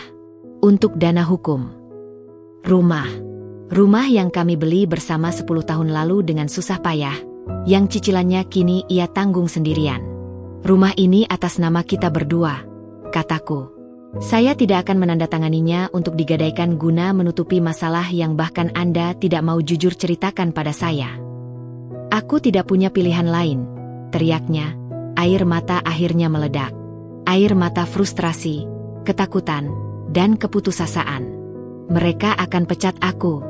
Mereka akan laporkan ke polisi. Aku bisa masuk penjara, Nia. Untuk pertama kalinya, aku melihatnya benar-benar hancur. Tapi di balik kehancuran itu, tetap tidak ada pengakuan kesalahan. Tidak ada penyesalan tulus. Hanya ketakutan akan hukuman. Apa yang sebenarnya terjadi dengan uang proyek itu, Mas? Tanyaku pelan. Jujurlah pada saya. Mungkin masih ada cara. Dia menatapku, matanya berbinar sebentar oleh harapan, lalu padam lagi. Aku butuh uang. Untuk modal bergaul. Di level itu, semuanya butuh pengeluaran besar. Entertainment klien, hadiah untuk atasan, dan gaya hidup memang naik. Aku kira bisa ditutupi dengan proyek-proyek berikutnya. Tapi sekarang. Jadi, memang, gaya hidupnya yang melambung, jam tangan, mobil, klub golf, dan mungkin juga wanita di foto itu, sebagian didanai dari uang proyek perusahaan. Karma tidak hanya datang sebagai beban finansial, tapi juga sebagai audit yang mengungkap kebusukan. Aku tidak bisa menandatangani gadai rumah, kataku akhirnya. Tapi jika Anda mau jujur sepenuhnya, aku akan dukung Anda menghadapi konsekuensi hukum. Kita cari pengacara yang baik, hadapi dengan bersih. Dia menggeleng, putus asa. Tidak bisa. Aku tidak bisa masuk penjara. Aku harus selesaikan ini dengan caraku. Dia mengambil map itu dan pergi, meninggalkan aku sendirian di tengah pecahan piring yang belum dibersihkan. Karma pertamanya telah mendarat dengan keras. Proyek gagal dan audit itu bukan hanya ancaman pada karirnya, tapi pada kebebasannya.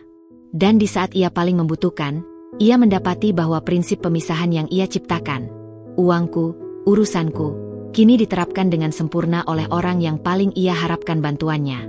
Ironinya terasa pahit. Ia yang dulu ingin memisahkan rekening untuk melindungi uang hasil kerja kerasnya dari hal-hal tidak penting, kini justru kehilangan segalanya karena uang hasil kerja kerasnya itu ia gunakan untuk hal-hal yang tidak hanya tidak penting, tapi juga ilegal. Dan aku duduk di tengah rumah yang mungkin akan kami kehilangan, tapi hatiku tidak sesesak dulu. Karena aku tahu, apapun yang terjadi, aku masih punya kaki untuk berdiri. Bisnis di Bandung mungkin belum besar, tapi ia nyata. Ia jujur. Ia memberiku pilihan, sesuatu yang tidak lagi dimiliki oleh suamiku sendiri. Malam itu, saat aku membersihkan pecahan piring, aku menemukan sebuah anting berlian kecil tersangkut di sofa. Bukan milikku. Aku mengenalinya. Itu adalah anting yang dikenakan wanita di foto yang dikirim nomor tak dikenal. Aku membuang anting itu ke tempat sampah. Bukan lagi peduli. Karma sudah mulai bekerja. Dan tugasku sekarang adalah memastikan aku tidak terseret dalam kejatuhannya. Aku harus menjaga bisnis, menjaga diri, dan menyiapkan segalanya untuk badai yang akan datang. Badai yang sepenuhnya ia undang dengan tangannya sendiri. Badai yang kukhawatirkan datang bukan dalam bentuk surat pemecatan atau panggilan polisi terlebih dahulu, melainkan melalui sosok yang tak pernah kuduga akan berhadapan langsung denganku, Dina.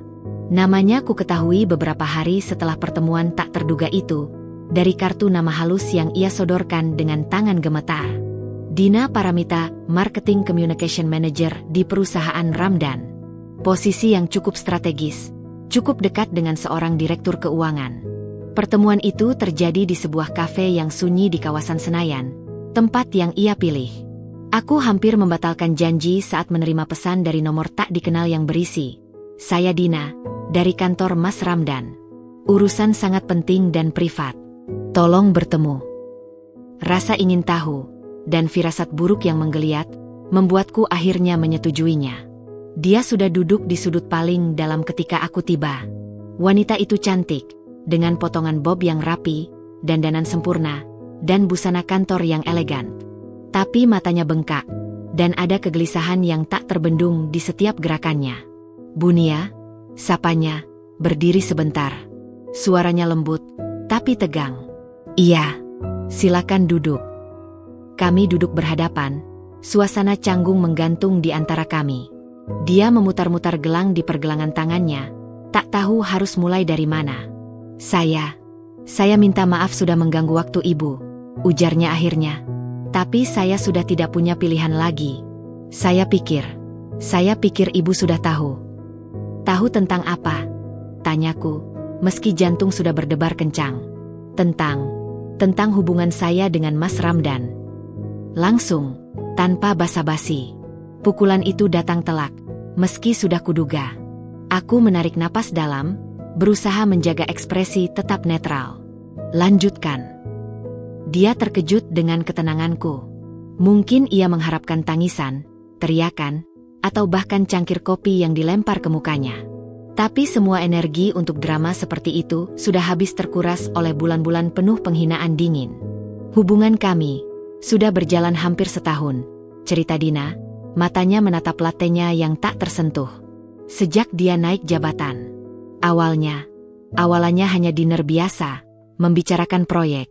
Lalu, jadi lebih sering. Dia bilang pernikahannya sudah tidak ada kehangatan lagi. Bilang ibu hanya mengurusi hal-hal sepele di rumah dan tidak mengerti dunianya. Setiap kata seperti pisau tumpul yang menyayat. Tumpul, tapi bisa melukai dalam. Dia bilang akan meninggalkan ibu. Janji akan memulai baru dengan saya. Tapi sekarang, suaranya tercekat, dan air mata mulai mengalir. Sekarang dia menghilang. Tidak mau angkat telepon. Chat di-read saja tidak. Padahal saya. Dia tak bisa melanjutkan. Tapi dari caranya tangan melindungi perutnya yang masih rata, aku tahu. Anda hamil, ucapku, menyelesaikan kalimatnya. Dia mengangguk, menangis semakin menjadi. 2 bulan. Saya bilang padanya minggu lalu, sebelum masalah audit ini meledak. Dia awalnya bilang akan bertanggung jawab. Tapi sekarang, dia seperti hantu. Kantornya sudah tidak masuk. Telepon tidak diangkat. Saya panik. Bu Nia. Keluarga saya tidak tahu. Saya tidak tahu harus bagaimana. Rasa sakit, marah, dan jijik berbaur menjadi satu di dadaku. Tapi di atas segalanya, yang muncul justru rasa kasihan yang dalam pada wanita di hadapanku ini. Dia, seperti diriku beberapa bulan lalu, adalah korban dari kesombongan dan nafsu seorang lelaki yang bernama Ramdan. Kenapa Anda datang pada saya? Apa yang bisa saya lakukan? Tanyaku. Saya ingin ibu menahannya. Memaksanya bertanggung jawab. Atau setidaknya memberikan saya kompensasi untuk masa depan anak ini. Dia punya uang, kan? Meski sedang ada masalah, pasti masih punya simpanan. Aku tertawa getir. Tertawa yang membuat Dina terhenti tangisnya, memandangku bingung. Anda pikir dia punya uang? Tanyaku. Mobilnya? Kredit. Rumahnya? Kredit. Gaya hidupnya? Dibayar dengan kartu kredit yang sekarang sudah macet. Dan uang proyek yang mungkin pernah ia gunakan untuk mentraktir Anda makan di restoran bintang 5? Itu sedang diselidiki audit, dan bisa membawanya ke penjara. Wajah Dina pucat pasi. Tapi dia selalu terlihat kaya? Mewah? Itu ilusi, Dina. Itu menara kartu yang dibangun dari uang perusahaan dan hutang. Dan sekarang menara itu runtuh. Dia terdiam lama, terpana. Realitas yang jauh lebih kejam dari yang ia bayangkan menghantamnya. Lalu, saya harus bagaimana? Bisiknya, putus asa. Pertama, urus kesehatan Anda dan calon bayi. Itu prioritas. Kedua, jika Anda ingin menuntut hak anak Anda, carilah pengacara. Saya bukan orang yang tepat untuk dimintai pertanggungjawaban atas perbuatannya. Tapi Anda istrinya. Anda pasti punya akses ke hartanya. Pernahkah ia bercerita bahwa kami sudah memisahkan keuangan? Bahwa ia melarang saya menyentuh uang hasil kerja kerasnya? Tanyaku. Dina mengangguk pelan, malu-malu. Ternyata, ia tahu. Jadi, Anda lihat. Saya bahkan tidak diizinkan menyentuh uangnya untuk biaya operasi adik saya yang mendesak. Apalagi untuk urusan seperti ini. Pengakuan itu membuatnya tercengang. Dia melihat bahwa posisiku tidak lebih baik darinya dalam hal finansial terhadap Ramdan.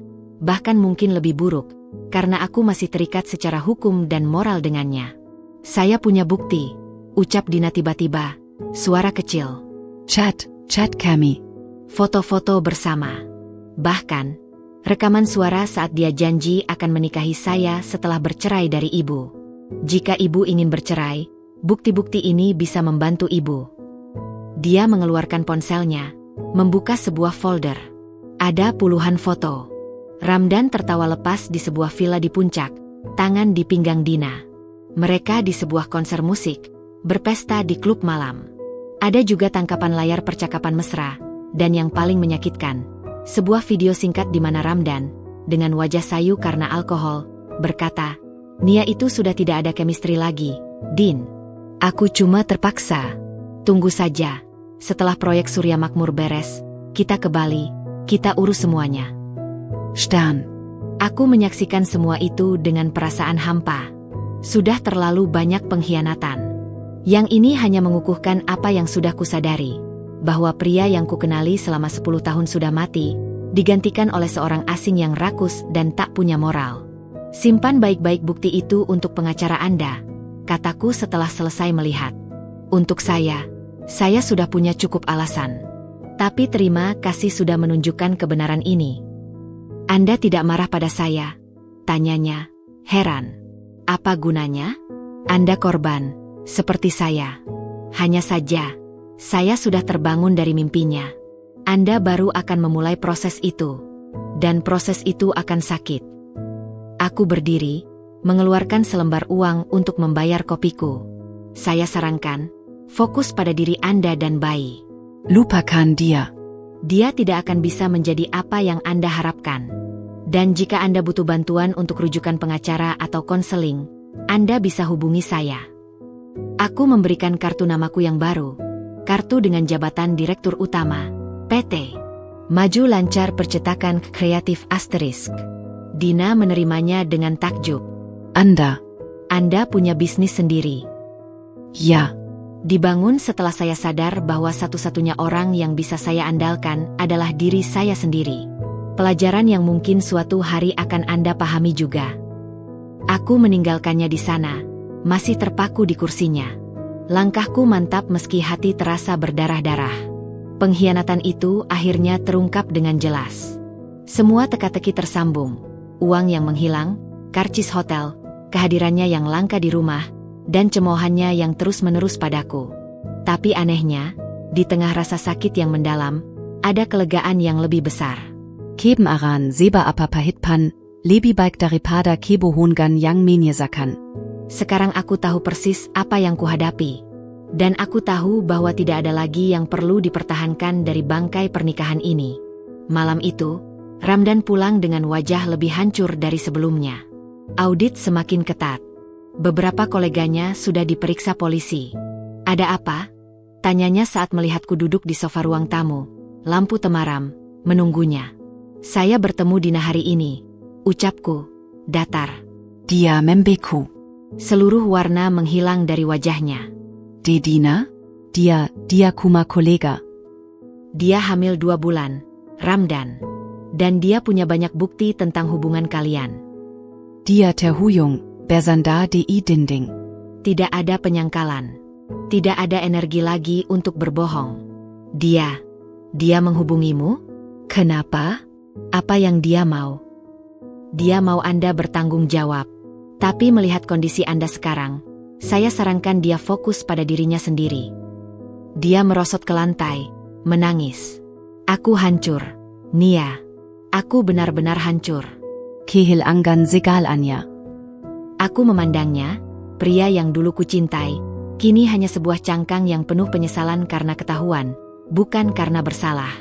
Anda kehilangan segalanya karena Anda serakah, Ramdan. Ingin segalanya, jabatan, wanita, gaya hidup, puyan. Dan Anda mengorbankan segalanya untuk itu. Integritas, pernikahan, bahkan masa depan Anda sendiri. Aku berdiri, mengambil dokumen yang sudah kusiapkan di atas meja. Sebuah draft gugatan cerai. Saya akan mengajukan perceraian. Anda bisa menandatanganinya dengan baik-baik, atau kita akan berhadapan di pengadilan dengan semua bukti yang saya dan Dina miliki. Pilihan ada di tangan Anda. Aku meninggalkannya sendirian di ruang tamu yang gelap, menangis di lantai. Bab pengkhianatan telah terbuka lebar. Dan kini, dengan kebenaran di tangan, aku siap menulis bab terakhir dari kisah kami. Bab di mana aku berjalan keluar dari reruntuhan yang ia ciptakan, dengan kepala tegak, dan hati yang meski terluka, bebas dari kebohongan. Karma tidak hanya datang dari audit perusahaan. Karma juga datang dari wanita yang ia jadikan pelarian, yang kini justru menjadi saksi hidup dari kehancuran moralnya. Jika sebelumnya masalah datang seperti gelombang, kini ia datang seperti tsunami yang menyapu segala sesuatu yang masih berdiri. Dalam waktu seminggu setelah pertemuan dengan Dina, hidup Ramdan berubah menjadi runtuhan berantai yang tak terbendung. Surat pemecatan resmi datang terlebih dahulu. Ditandatangani oleh Direktur Utama dan Komisaris, dengan kalimat kaku tentang penyimpangan berat yang tidak sesuai dengan nilai-nilai perusahaan, dan diberhentikan tanpa hak pesangon karena sebab yang dapat dipertanggungjawabkan secara hukum. Ramdan membacanya di meja makan, tangan gemetar hebat, sebelum meremasnya menjadi bola dan melemparkannya ke dinding. Tapi itu baru permulaan. Keesokan harinya, 2 orang lelaki berkemeja rapi dengan sikap resmi namun keras mengetuk pintu kami. Mereka menunjukkan kartu identitas dari kepolisian. Bapak Ramdan Danardono, kami dari Satgas Tipikor. Untuk keperluan penyelidikan, kami mohon Bapak bersedia menghadiri pemeriksaan besok pukul 9 pagi. Mereka menyodorkan panggilan resmi. Wajah Ramdan yang sudah pucat menjadi seperti mayat. Aku, yang membuka pintu, hanya bisa mengangguk dan menerima surat itu. Belum selesai kejutan itu, sore harinya, datang lagi tamu tak diundang. Kali ini seorang wanita parubaya dengan wajah marah dan seorang pria muda yang kasar, ibu dan kakak Dina. Mereka tidak minta izin masuk, mendorong pintu begitu saja. Di mana dia? Di mana si bajingan itu? Teriak Ibu Dina, suaranya melengking. Ramdan yang sedang bersembunyi di kamar terpaksa keluar. Siapa Anda? Keluar dari rumah saya. Rumah? Kamu pikir masih punya rumah? Sergah kakak Dina, menghampiri dan mendorong dada Ramdan hingga ia terhuyung. Kamu sudah merusak adikku. Hamili dia, janji mau nikahi, sekarang kabur dan mau cuci tangan. Kami sudah bicara dengan pengacara, lanjut ibunya. Kamu punya 2 pilihan, bertanggung jawab menikahi Dina dan memberi nafkah yang layak untuk dia dan anaknya, atau kami laporkan kamu atas dugaan pemerkosaan dan penganiayaan psikis. Kami punya bukti-bukti kuat. Pemerkosaan? Itu konsensual, bantah Ramdan, panik. Bisa kamu buktikan di pengadilan? Dengan semua chat mesra dan janji-janjimu? Hakim akan lihat kamu sebagai eksekutif yang memanfaatkan bawahan. Hardik kakak Dina. Aku menyaksikan dari balik pintu dapur. Hati berdebar kencang tapi memilih tidak turun tangan. Ini adalah konsekuensi yang harus ia hadapi sendiri. Ramdan, terpojok, mencoba mencari penyelamat. Matanya melirik ke arahku, memohon. Tapi aku menunduk, memeriksa panci di kompor seolah-olah tak ada keributan. Ia harus merasakan sendiri bagaimana rasanya ketika seseorang yang seharusnya berada di sisinya, memilih untuk tidak ikut campur. Akhirnya, setelah ancaman dan teriakan yang hampir berujung baku hantam, keluarga Dina pergi dengan ultimatum. Mereka memberi waktu 3 hari. Jika tidak ada jawaban, mereka akan melapor ke polisi dan mengumbar aibnya ke media. Malam itu, rumah kami seperti kuburan yang hidup. Ramdan duduk terduduk di tangga, kepala tertunduk di antara kedua tangannya. Suara isaknya yang teredam memenuhi kesunyian. Dia baru saja kehilangan segalanya dalam tempo seminggu. Pekerjaan, reputasi, dan kini diancam dengan 2 proses hukum sekaligus, tipikor dan pidana atas pengaduan Dina, plus tuntutan tanggung jawab atas kehamilan. Ia mendatangiku saat aku sedang membereskan dapur. Nia, suaranya parau, penuh keputusasaan yang asli kali ini. Tolong, aku tidak punya siapa-siapa lagi. Aku berhenti, menatapnya. Apa yang bisa saya lakukan, Mas? Pinjamkan aku uang. Untuk bayar pengacara yang bagus. Untuk berdamai dengan keluarga Dina. Aku janji, aku akan ganti. Aku akan kerja apa saja. Uang dari mana? Dari bisnismu. Atau pinjam dari ayahmu. Dia pasti mau menolong menantu. Ayah saya sudah menolong, potongku dingin. Dia menolong saya. Dengan memberikan saya bisnis agar saya tidak bergantung pada orang yang membuat keputusan buruk. Dia tidak akan mengulurkan uang untuk menutupi kekacauan yang Anda buat. Tapi kalau aku masuk penjara, kalau aku dihancurkan, kamu juga akan malu. Kamu masih istriku. Dan itu sedang saya urus dengan perceraian. Jawabku tenang. Supaya aib Anda tidak terlalu panjang menempel pada nama baik saya. Dia terpana, seperti ditampar. Jadi, di saat aku paling terjepit, kamu malah meninggalkanku? Setelah 10 tahun bersama. Pertanyaannya, Mas, apakah Anda bersama saya ketika saya terjepit? Ketika saya butuh dana untuk adik saya, Anda malah marah besar dan melukai harga diri saya. Ketika saya butuh dukungan saat memulai bisnis, Anda malah mencemooh. Sekarang giliran Anda. Dan menurut aturan yang Anda buat sendiri, urusanmu, urus dengan uangmu sendiri. Logikanya sendiri, yang dulu ia pakai untuk membenarkan pemisahan keuangan, kini berbalik menghantamnya dengan kekuatan penuh. Aku melihat perjuangan di matanya antara pengakuan akan kesalahannya dan keinginan untuk menyalahkanku. Namun, tampaknya energi untuk menyalahkan sudah habis. Yang tersisa hanya kelelahan total. Aku salah, Nia, bisiknya. Air mata mengalir deras.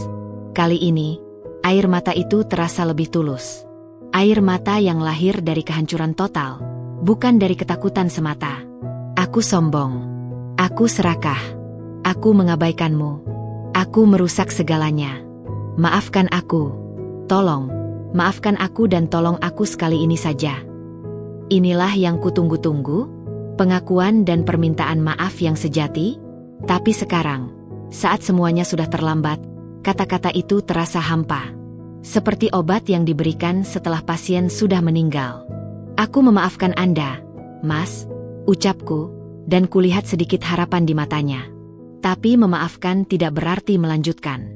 Dan tidak berarti menyelamatkan Anda dari konsekuensi. Saya tidak bisa meminjamkan uang perusahaan. Itu bukan milik saya pribadi. Dan itu akan melanggar kepercayaan ayah dan rekan-rekan kerja saya. Saya juga tidak akan meminta ayah untuk menolong. Anda harus menghadapi ini sendiri. Harapan di matanya padam, digantikan oleh keputusasaan yang gelap. Jadi, kamu benar-benar meninggalkanku. Saya tidak meninggalkan Anda. Anda yang meninggalkan saya. Jauh sebelum Dina muncul, jauh sebelum audit. Anda meninggalkan saya saat memutuskan bahwa uang dan jabatan lebih penting daripada kemitraan kita. Saya hanya akhirnya memutuskan untuk tidak mengejar Anda yang sudah pergi terlalu jauh. Aku berbalik, meninggalkannya sendirian di dapur. Tapi kali ini, aku tidak pergi dengan kemarahan. Aku pergi dengan kedamaian yang sedih. Babak penyelesaian telah tiba. Badai yang ia undang dengan kesombongannya kini menghancurkan segalanya. Dan aku, yang dulu ia anggap lemah dan bergantung, justru adalah satu-satunya yang masih berdiri tegak di tengah reruntuhan. Di luar, hujan mulai turun deras, memukul atap dan jendela. Seperti alam ikut menangisi kehancuran seorang lelaki yang terlalu lapar akan dunia, hingga lupa menjaga yang paling berharga di pelukannya sendiri. Karma bukan hanya pembalasan. Karma adalah cermin yang memaksamu melihat bayangan terjelekmu sendiri.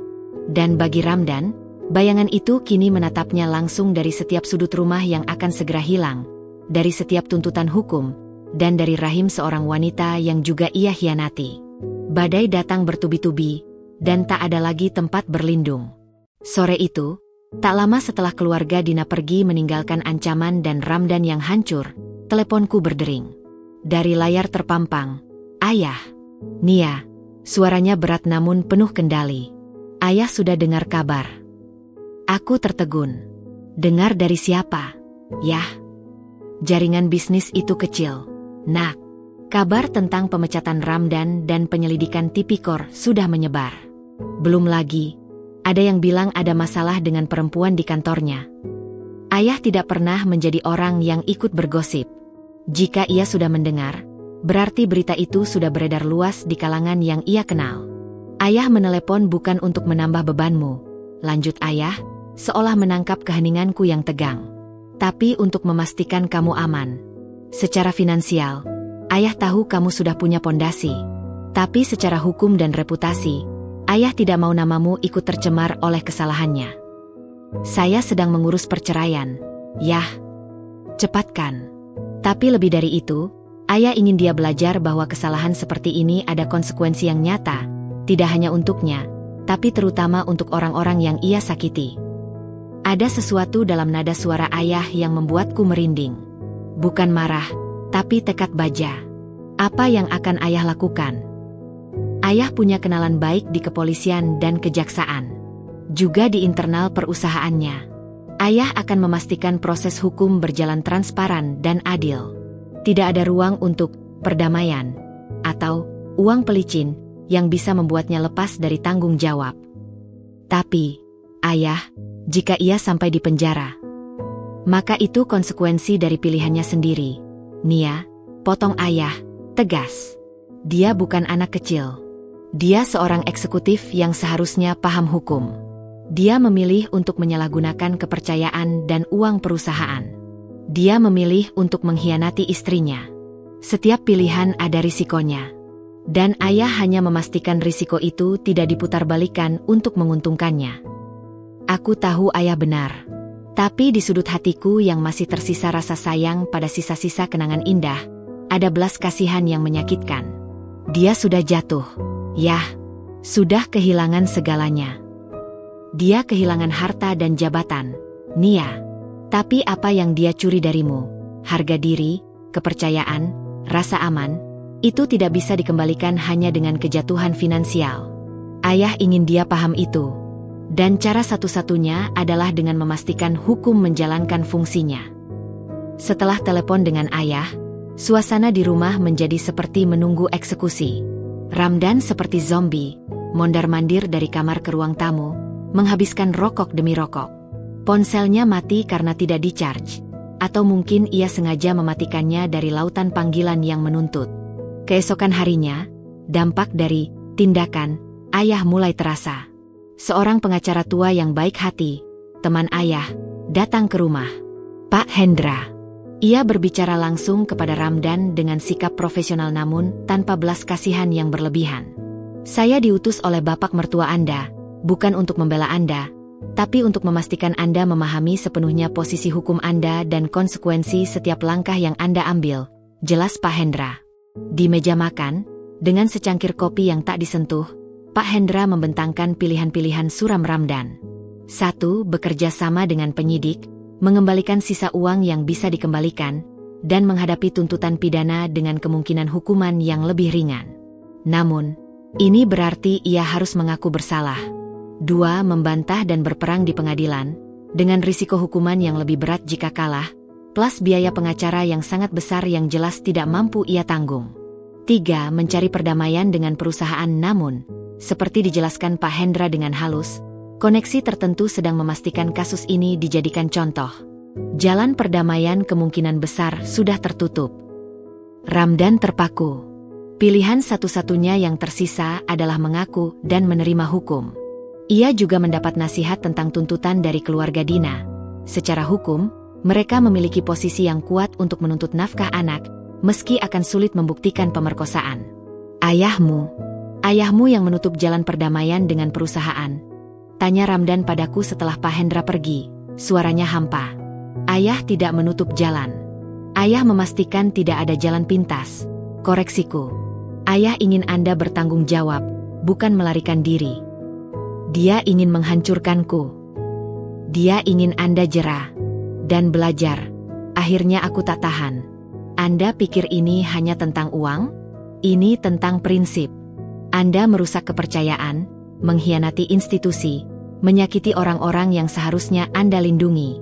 Ayah ingin Anda merasakan beratnya tanggung jawab yang sebenarnya, karena selama ini Anda hanya menikmati hak dan gengsinya saja. Ramdan terdiam, memandangku dengan mata yang akhirnya, menyadari kedalaman kejatuhannya. Ini bukan lagi tentang kehilangan mobil atau jabatan. Ini tentang kehilangan harga diri, kehormatan, dan kendali atas hidupnya sendiri. Apa yang harus kulakukan, Nia? Bisiknya, seperti anak kecil yang tersesat. Hadapi. Jawabku sederhana. Hadapi konsekuensinya. Jujur pada penyidik. Berdamai dengan keluarga Dina untuk urusan nafkah anak. Dan, hadapi proses perceraian kita dengan baik-baik. Beberapa hari kemudian, dampak lain muncul. Sebuah mobil official dari perusahaan Ramdan yang lama datang. Mereka membawa surat somasi permintaan pengembalian dana yang dianggap menyimpang, sebuah daftar rinci yang mencengangkan, mencakup tidak hanya pengeluaran fiktif proyek, tetapi juga biaya entertainment pribadi yang dibebankan ke perusahaan, termasuk beberapa tagihan hotel dan restoran yang aku tahu berhubungan dengan Dina. Rumah kami yang dulu ia banggakan, kini menjadi kantor pos untuk menerima segala macam surat buruk, somasi, panggilan polisi, surat dari pengacara keluarga Dina. Dan aku, dengan dokumen gugatan cerai yang sudah diperkuat oleh bukti-bukti dari Dina dan fakta perpisahan harta benda yang sudah terjadi sejak pemisahan rekening, menemui pengacara untuk memulai proses. Aku memilih opsi cerai gugat dengan alasan penyalahgunaan wewenang yang berkaitan dengan kasus hukumnya dan perzinahan. Pengacaraku yakin persidangan akan berjalan cepat, mengingat pihak suami tidak akan mampu membantah dan sedang berfokus pada kasus pidana yang jauh lebih besar. Ayah, dari Bandung, terus memantau. Ia tidak lagi menghubungi Ramdan. Tapi ia selalu menelponku setiap malam, memastikan keadaan baik-baik saja, dan memberitahu perkembangan dari jalannya, agar aku tidak terkejut. Ini bukan kekejaman, Nia, kata ayah suatu malam. Ini adalah bentuk kasih yang paling keras. Kadang, membiarkan seseorang jatuh adalah cara terbaik agar mereka belajar berdiri dengan kaki yang benar. Tapi untuk berdiri, mereka harus menyentuh dasar terlebih dahulu. Ayah hanya memastikan dasar yang ia sentuh adalah dasar hukum dan moral, bukan lumpur kompromi yang hanya akan membuatnya terperosok lebih dalam lagi. Ayah bertindak bukan sebagai algojo, tapi sebagai guru yang kejam namun adil. Ia memastikan bahwa karma bagi Ramdan tidak hanya berupa kesulitan finansial atau rasa malu, tetapi sebuah pelajaran hidup yang mendalam tentang integritas dan tanggung jawab. Pelajaran bahwa kesombongan dan kecurangan memiliki harga yang mahal. Seringkali, harga itu adalah kebebasan dan kehormatan diri sendiri. Dan bagiku, tindakan ayah adalah tameng terakhir. Ia memastikan bahwa ketika debu dari kehancuran Ramdan ini akhirnya mereda, aku tidak akan ikut tertimbun. Aku akan berdiri di tempat yang bersih, dengan nama yang mungkin telah dicemari sedikit oleh percikan, tetapi tidak ternoda oleh lumpur kejahatan suamiku. Ayah sedang membangun pagar yang jelas antara kejatuhan Ramdan dan masa depanku. Sebuah pagar yang kokoh, dibangun dari prinsip dan cinta seorang ayah yang tidak ingin anak perempuannya tersakiti untuk kedua kalinya. Persidangan kasus tipikor berjalan lebih cepat dari perkiraan. Dengan bukti yang kuat dan tekanan untuk dijadikan contoh, Ramdan memilih jalan pengakuan dan kerjasama. Ia mengembalikan apa yang bisa dikembalikan, yang jumlahnya tidak seberapa, setelah habis untuk gaya hidup yang meledak-ledak. Vonisnya turun, 3 tahun penjara, dengan masa percobaan tertentu karena pengakuannya dan upaya pengembalian aset. Hari ketika putusan dibacakan, aku tidak datang. Aku tahu dari berita online dan telepon singkat dari pengacaranya. Gambarnya di media, wajah tertunduk, tangan terborgol, menjadi simbol kejatuhan seorang eksekutif muda yang serakah. Judul-judulnya tajam, dari Direktur ke Napi Tipikor, kisah jatuhnya sang Golden Bough. Beberapa hari setelah vonis, saat ia masih ditahan sementara menunggu proses banding yang kecil kemungkinannya berhasil, aku memutuskan untuk menemuinya. Bukan sebagai istri, tapi sebagai seseorang yang pernah berbagi hidup dengannya, untuk menutup sebuah bab dengan layak. Ruangan visiting di rumah tahanan itu pengap dan bau disinfektan menyengat. Ramdan muncul dari pintu, mengenakan seragam jeruji oranye yang membuatnya terlihat lebih kecil dan tua 10 tahun. Tatapannya kosong, tapi saat melihatku, sedikit cahaya, atau mungkin rasa malu, muncul. Kami duduk berhadapan, dipisahkan kaca tebal. Ia mengangkat telepon. Nia, suaranya serak, hampir tak terdengar. Terima kasih sudah datang. Aku mengangguk. Bagaimana keadaan di sini? Seperti yang kamu bayangkan, ujarnya, mencoba tersenyum pahit. Tapi mungkin inilah yang aku butuhkan. Waktu untuk berpikir. Benar-benar berpikir, tanpa gangguan ponsel, tanpa tagihan, tanpa siapapun yang harus aku pameri. Dia menarik napas dalam. Aku punya banyak waktu sekarang untuk mengingat semuanya. Dari awal kita ketemu, saat aku masih jadi staf biasa yang gajinya pas-pasan, sampai aku menjadi monster yang kamu kenal belakangan ini. Matanya berkaca-kaca. Kali ini, air matanya tidak terlihat seperti air mata kepanikan atau kemarahan, tapi penyesalan yang dalam dan jernih. Aku hancurkan segalanya, Nia. Benar-benar segalanya. Jabatan, reputasi, harta, dan yang paling berharga, kamu. Aku kehilangan kamu. Aku mendengarkan, hati terasa berdesir. Ini yang selalu kutunggu? Pengakuan yang tulus di saat semuanya sudah terlambat? Kalimat, uang hasil kerja kerasku, itu. Lanjutnya, memandang tangannya sendiri seolah kata-kata itu terukir di sana. Itu mantra yang menghancurkan segalanya. Aku mengucapkannya untuk merasa kuat, merasa berkuasa. Tapi yang kulakukan justru melemahkan pondasi satu-satunya yang sebenarnya menopangku. pernikahan kita. Kerja keras sejati ternyata bukan yang menghasilkan uang banyak, Nia. Kerja keras sejati adalah yang dibarengi dengan kerendahan hati dan rasa syukur. Aku kehilangan segalanya karena melupakan itu. Dia menatapku melalui kaca, matanya memohon pengampunan yang tahu ia tidak layak dapatkan. Maaf, Nia. Maaf untuk setiap kata yang menyakitkan. Untuk setiap sikap yang merendahkan. Untuk pengkhianatan. Untuk tidak menjadi suami yang kamu butuhkan. Aku benar-benar menyesal. Aku menelan ludah, mencoba menahan emosi yang bergolak. Saya sudah memaafkan Anda, Mas. Tapi seperti yang sudah saya bilang, memaafkan tidak sama dengan melupakan, atau kembali. Iya, aku tahu, katanya cepat, mengangguk. Aku tidak mengharapkan itu. Perceraian itu yang terbaik untukmu. Aku setuju dengan semua isinya. Aku sudah tanda tangani berkas yang dikirim pengacaramu. Rumah akan disita oleh bank karena cicilan macet. Itu memang konsekuensiku. Dia diam sejenak, lalu bertanya dengan suara kecil. Bagaimana bisnismu? Maju lancar. Alhamdulillah, mulai bertumbuh. Kami dapat kontrak baru. Bagus. Aku senang mendengarnya. Senyumnya kecil, tulus. Dulu aku bodoh sekali mencemooh usahamu. Sekarang, di tempat ini, aku sadar itu justru usaha semacam itulah yang membangun karakter. Bukan mengelola anggaran miliaran dengan licik. Percakapan kami berjalan lebih tenang dari yang kubayangkan. Tidak ada lagi amarah, tidak ada lagi tuduhan. Hanya dua orang yang sedang mengakui akhir dari sebuah perjalanan panjang. Saya juga minta maaf, ucapku tiba-tiba. Maaf karena di saat-saat terakhir, saya memilih untuk tidak menyelamatkan Anda secara finansial. Tapi saya rasa itu yang terbaik. Untuk Anda, untuk belajar. Dia mengangguk pelan.